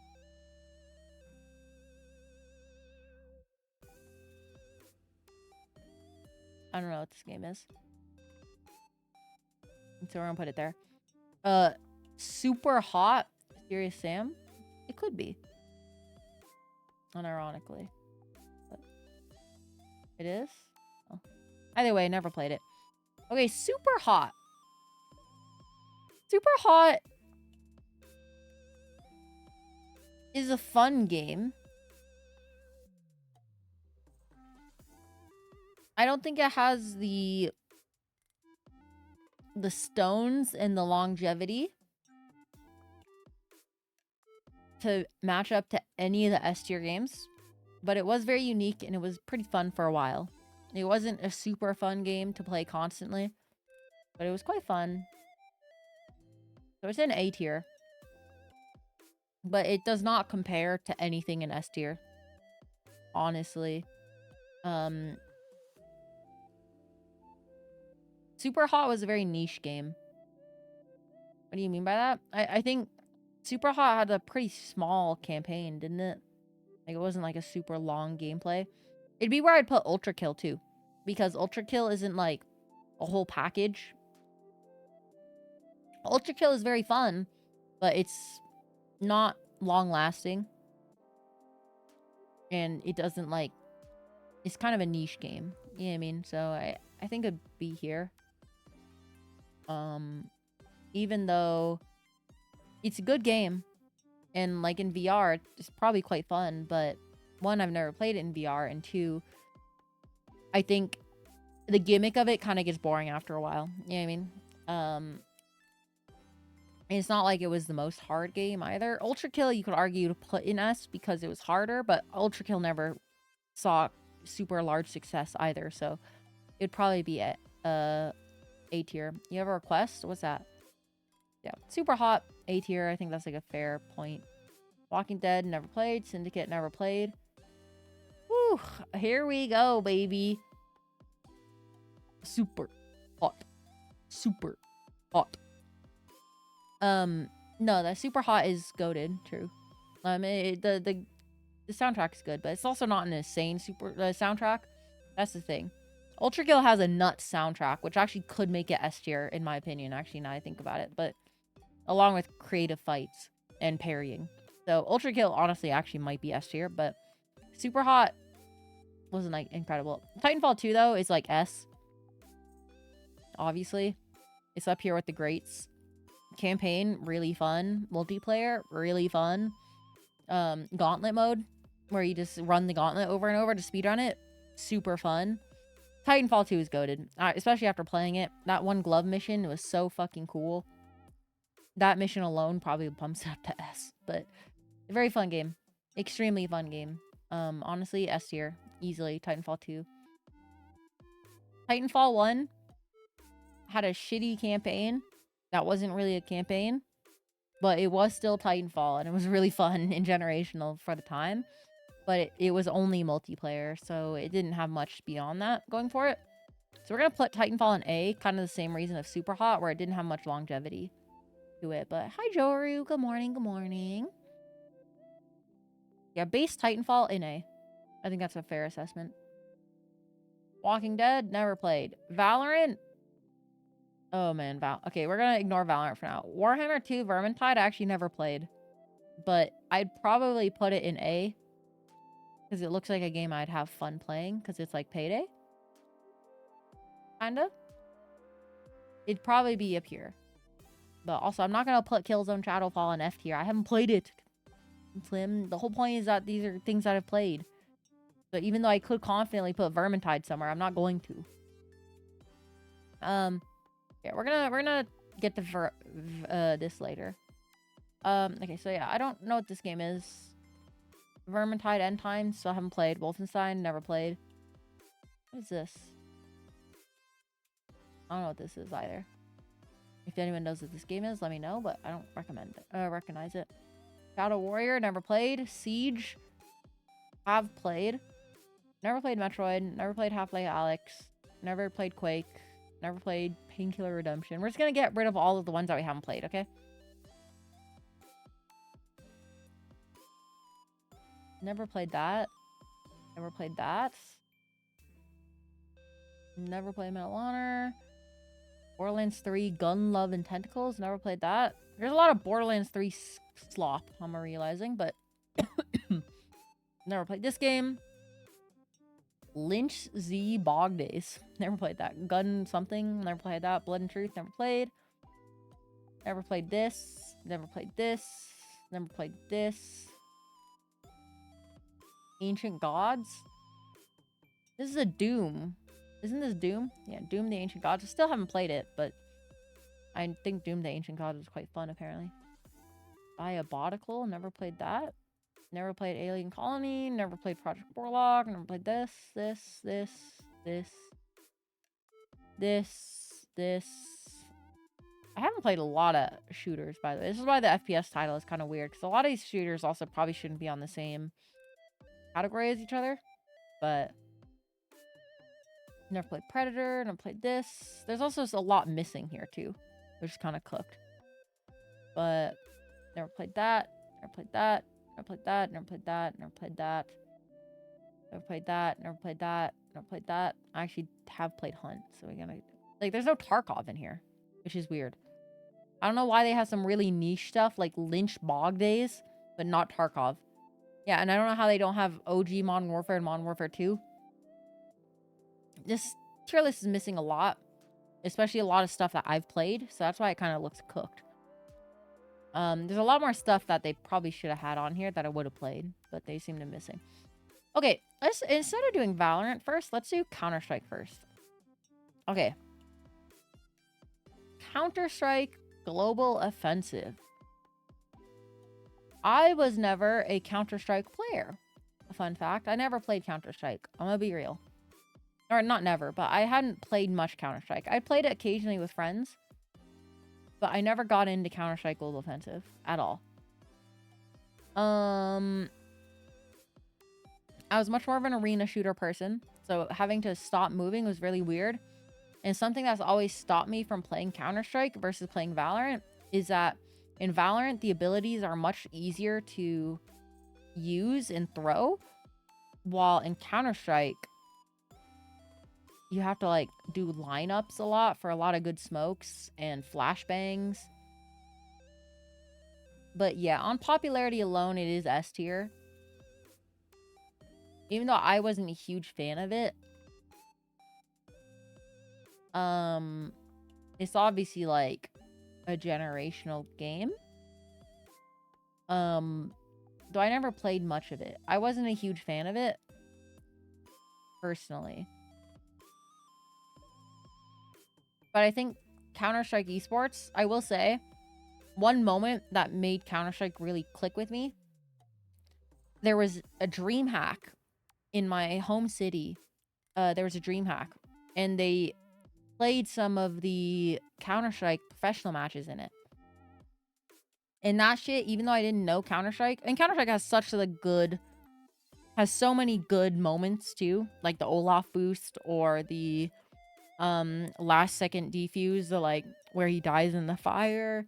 I mean, it's a generational game. Lots of good moments. Esports is really easy to watch. The game is hard to play, which is, I think, an issue, which is why I'm going to touch on in Valorant soon. But the game looks really fun to play, and look like the esports moments that come out of it is insane. So the Clara moment is your favorite. The Clara moment is quite fun. Okay. So, I am Cologne Grand a few years ago. Full arena, best vibes. Yeah, Counter-Strike Esports has hella good vibes, for sure. Okay, Valorant, I think, is easily an S tier game. So much so, I think Valorant objectively is better than Counter-Strike, purely because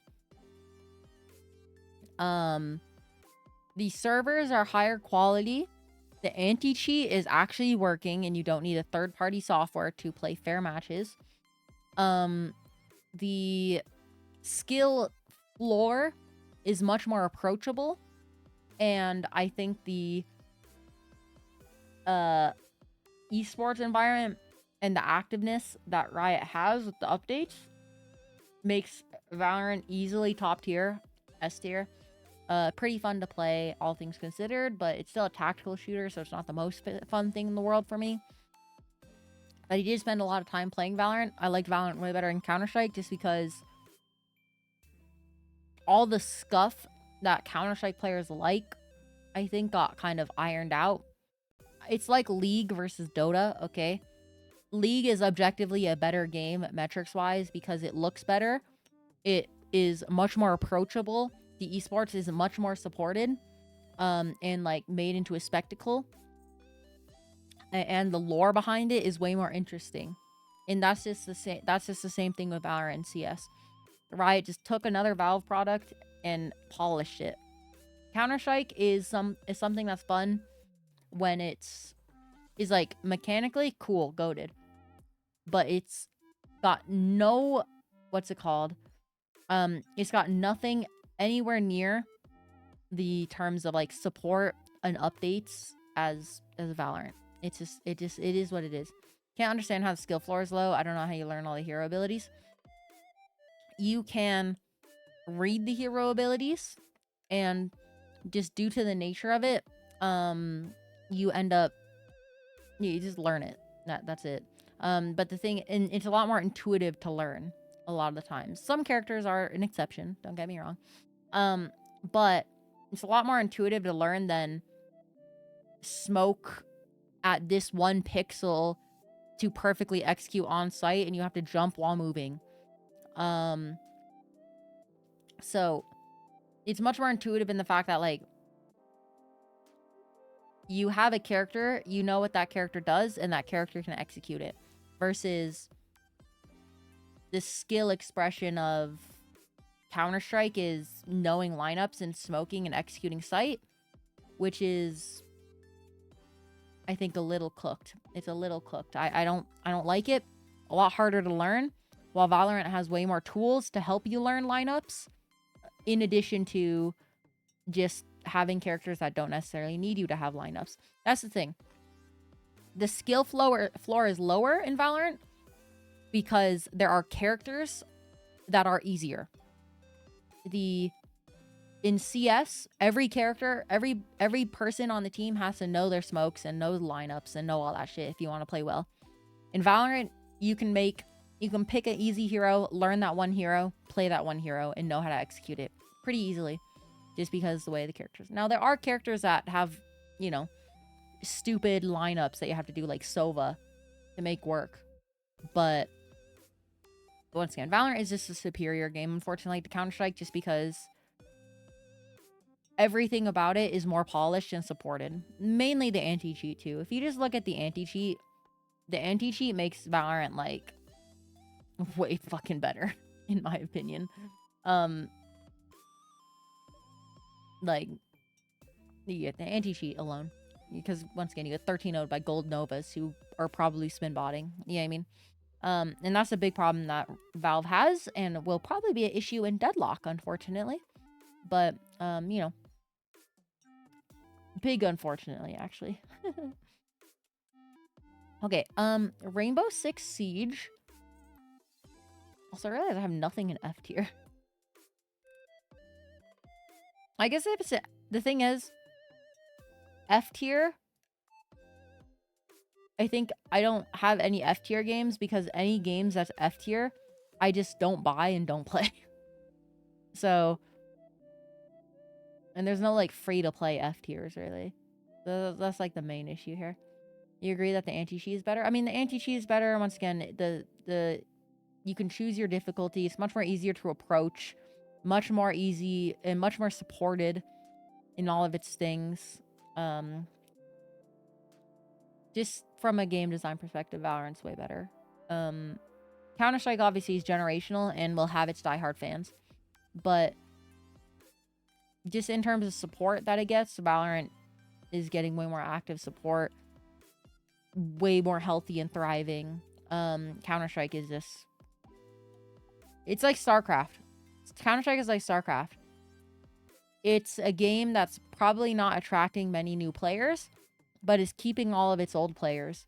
But that's not a good thing at all, because it will eventually die because of that. Valorant is actively attracting new players with the way they design characters, with their backstories and lore, e-dating. It's, once again, the skill ceiling, or the skill floor is much lower, while the skill ceiling is much higher, don't get me wrong, but the skill floor is a lot lower. Because that's another thing, Glacial. When you're thinking that you have to learn every character, all the hero abilities, you don't. You don't need to learn all the hero abilities. That's the thing. Valorant makes it very easy to tell what abilities do what. You'll know you'll be flashed. You know what a smoke looks like. You don't need to know every character in the game. You just need to know one character. That's it. It has a higher skill ceiling, arguably, because there's so many characters. That's the difference between the skill floor and ceiling. Skill floor is what it takes to get into a game and understand the game. Skill ceiling is what it takes to fully understand the game.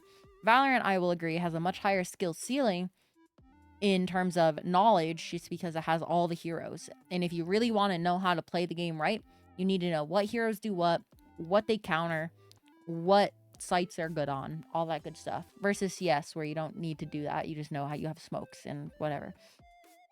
Now, gunplay in CS is higher skill ceiling, for sure. But the actual knowledge, game knowledge that's required in Valorant is much higher for skill ceiling-wise. Once again, skill floor, Counter-Strike is way higher. How does having a higher ceiling not also mean a high floor? Because you can have different levels of...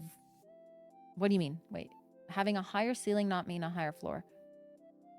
Because much like in real life, a room can have the fourth room, like the fourth floor room, right? Can have a ceiling if it's on the top of a skyscraper and it's like a giant ballroom. It's going to have a super high ceiling. Much like that. Valorant can have the barrier to entry to playing Valorant, the gunplay, more forgiving.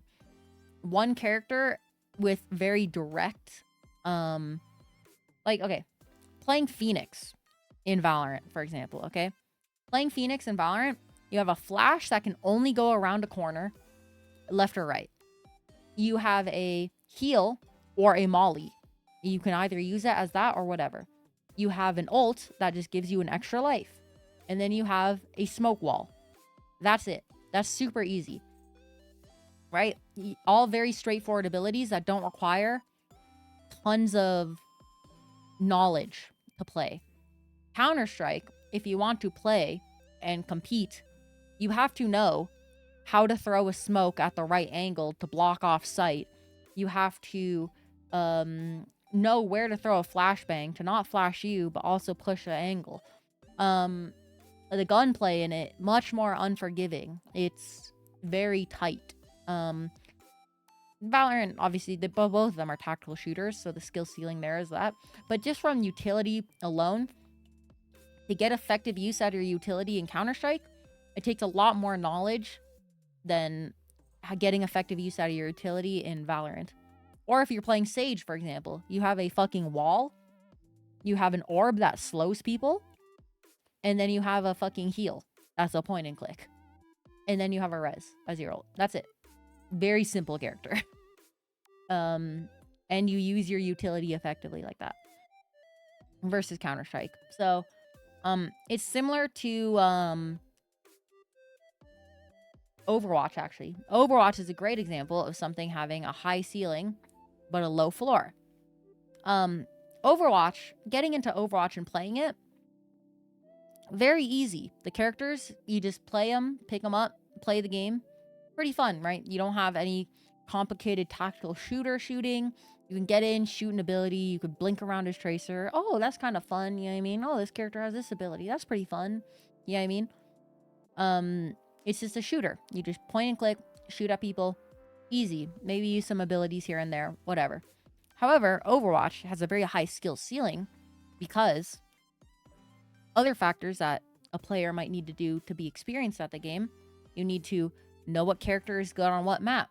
Know where to play in what map. You need to know where to go on what attack side.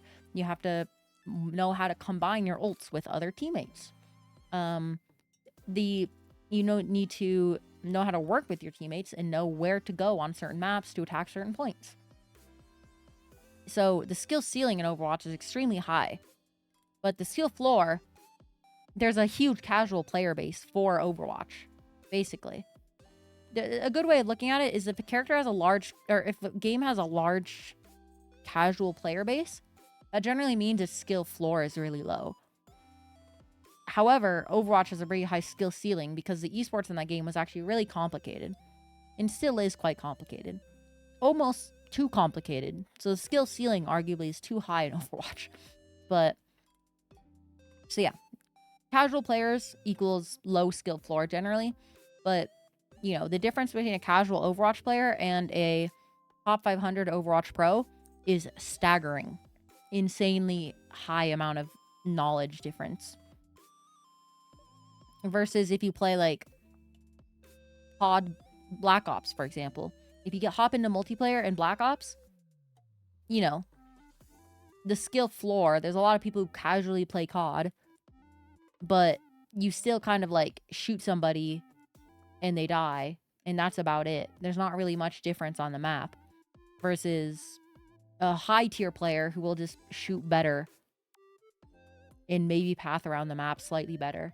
But if it's like TDM, you know, there isn't a super high skill ceiling in COD because there's not much Let's movement. go! Jiggly Milky. Wow, that's a name. Jiggly Milky, thank you for the follow. Welcome, welcome. Yeah, Black Ops, you know, once again, what more can you do other than walk around, run around, shoot people a little better with headshots maybe, versus a noob who still runs around, doesn't really have much movement, but still shoots people. Yeah, I mean, maybe the time to kill will be slightly slower for them, but, you know, the ceiling is not very high, but the floor is quite low. So yeah, there you go. Skill floor, skill ceiling. Maybe I'll touch on that tomorrow, actually, part of Cat Yap too. Okay, Rainbow Six Siege. Probably like here. Rainbow Six Siege is pretty fun. Or was pretty fun. I think it has a lot of issues with skill ceiling, again. But overall, Rainbow Six Siege actually has a pretty low barrier to entry. And it's quite fun to play. It's just skill ceiling gets way too high, kind of like Apex. Apex is another great example. Apex, it's very obvious what to do in the game. You just shoot, point at people. Very easy game to pick up. Very low skill floor. However, the skill ceiling in Apex with all the movement and positioning and strategies with swapping armor makes it really high skill ceiling. But anybody can pick up Apex and play it and have a good amount of fun. Same with Rainbow Six Siege, I think. But skill ceiling is really high. So I'm going to put it here. Just because I think there's also a lot of scuff stuff. Probably like a little higher. Because I do know Siege players actually are quite fun. They probably in the same boat as Destiny players. They have their ups and downs. But overall, Siege is a pretty fun game, I think. Yeah, because of how far the floor and ceiling is for Overwatch, the casual comp players always like to fight and blame each other. Literally. And also makes it very hard to balance. Because anything that affects the casual player is most likely not affecting the competitive player because the competitive player is on a completely different level. They're so high up compared to the floor of the average casual player in Overwatch. For example, people saying nerf Bastion. Bastion, unironically, was dog shit for like 2 years, 3 years Overwatch release. However, there are tons of people that thought Bastion was OP. So, you know, that's the case. Like, a good player would know how to easily counter Bastion, and counter Bastion's like sucks ass. But Overwatch is so easy that you can just go in, pick Bastion, and then shoot people. You know what I mean? So there it is. Skill floor, skill ceiling. Okay. Dirty Bomb. I did play a bit of Dirty Bomb. Not a lot though. I'm probably gonna put it in Lawbreakers territory because it was kind of fun, but it didn't really have much longevity. I'm gonna be real. Probably like low C tier actually. I don't know. Dirty Bomb was cool, but it was not interesting, I would say. Not very interesting. It was just a game. Yeah, I mean, a game to play. Okay, Hunt Showdown. So issue is Hunt Showdown. I've played some of it, not a lot though. It's a Tarkov shooter, but like supernatural and a little less hardcore to Tarkov, which means that its skill floor is actually a little easier, but the game is still quite tough. But I think it is a good game. IMO. So we're gonna put it here in A tier. But yeah. Got to sleep now. Should have slept like an hour ago. Good night, good night. Good night, Slim. I'm probably about to end stream too in like the next couple minutes. We dragged this out 40 minutes somehow, which is pretty incredible. This tier list took fucking an hour almost? An hour and a half? That's crazy. So yeah, Hunt Showdown is like a good game, I think. It's pretty fun, unique. I don't think it's like a generational game because I think it has a lot of issues that prevent it from reaching a wider audience. But A tier. A tier, I think. Kind of the same reason Super Hot's an A tier, where I think it doesn't have it has some issues that make it not competitive with these games. So yeah, there's the tier list. Pretty reasonable for the games that we got. There's a lot of games that should have been on here. Like, if they have Paladins, they should have put Realm Royale. Realistically, they should have put like some of the CODs, some of the newer CODs. I don't know how PUBG is not present in here. I think Fortnite should have been out by now too. I don't know how Fortnite's not in here. Wait, how is wait a second. Oh, I guess Fortnite's not a first-person shooter. Oh, I guess PUBG is not a first-person shooter technically either. Okay, that's why they're not in here. Oh, Realm Royale's not a first-person shooter either. Oh, shit. Okay, wait. It all makes sense now. We just did a generic shooter title, actually. This would have been a lot more interesting, I think. But, yeah, TF2 isn't in here, surprisingly. I guess it's 2010 to 2020, so TF2 would have been earlier than this. Yeah, a little cooked. Either way, there's the tier list. Not too crazy. No F-tier games, but once again, I think a lot of F-tier games, like, let's say a game that I know is F-tier is, prequel. Borderlands the prequel is probably an F-tier, right? I just didn't buy it. So, I didn't buy or play it, but I know it was a trash game. So, like, that would be here, but I just don't buy trash games. There you go. If you don't pre-order games, it turns out you save a lot of money because you can just then read the reviews of how people are playing that game and then realize, like, oh shit, that game sucks. I'm not going to spend $60 on it. So, saves you a lot of money. More you know. Yeah, so pretty good list. Once again, I think arguably I would like to personally put Payday 2 in S tier probably, because for me, that was a very formative game. Like Payday 2, I would want to put in S tier.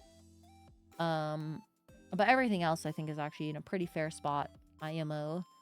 Maybe Apex deservedly should go A. Same with Rainbow Six, but if we're talking about their impact, especially, Apex had a lot of impact. So, you know, not bad. Not bad at all. So, there you go. Tier list. Not as good as the Costco tier list, but, you know, still a tier list, so to speak. Okay. Well, with that, gamers, I think it's time for me to go. Like everyone else that's slowly been dipping off a chat. It's quite late. I got work in the morning tomorrow, so I should get to bed. I also got to prepare for tomorrow's stream, which is going to be what I call Cat Yap. Not an official title yet. I'm gonna be real with you guys.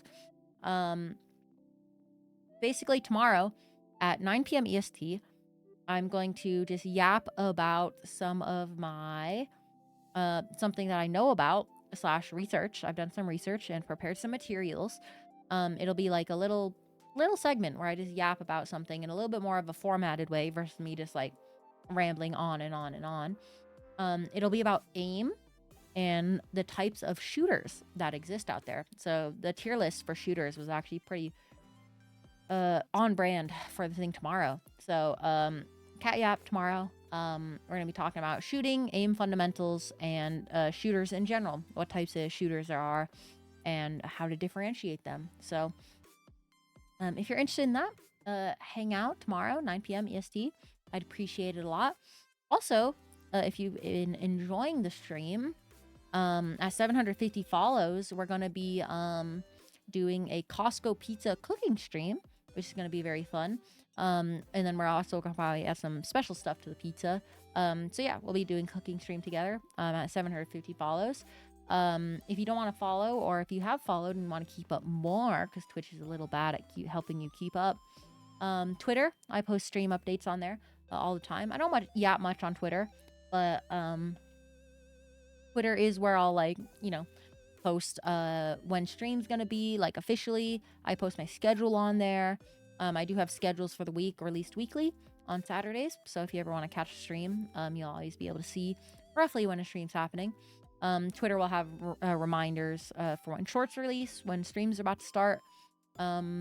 and also just updates regarding stream if I have to cancel or if we're going to be planning something or whatever.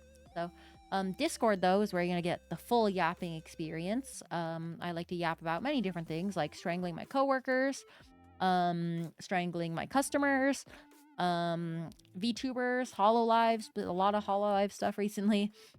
Games, a lot of recent game stuff too, with Diablo and Monster Hunter World getting a lot of, or Monster Hunter Wilds. So a lot of gaming stuff too. Some anime as well. Reincarnated Slime, for example, has an episode dropping tomorrow, and I'm definitely going to be yapping about that and reacting to it, sort of, in the channel and Discord. So yeah, if you're interested in staying a part of the community, head there.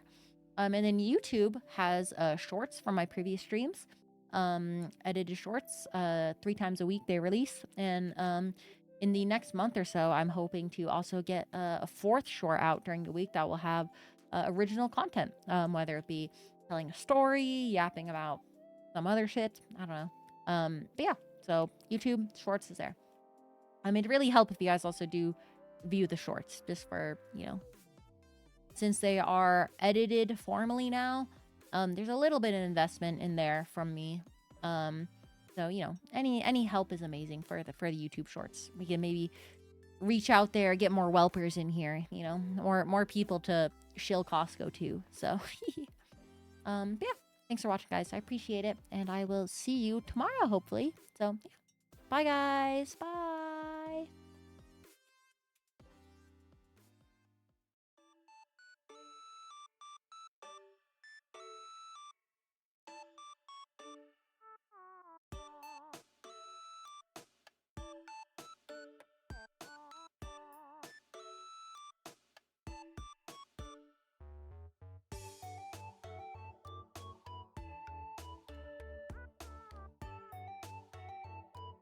Oh, I forgot to say this part.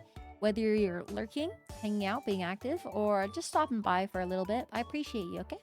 I hope you have a great night. I hope to see you again, but if not, I appreciate you all the same. So, bye, guys.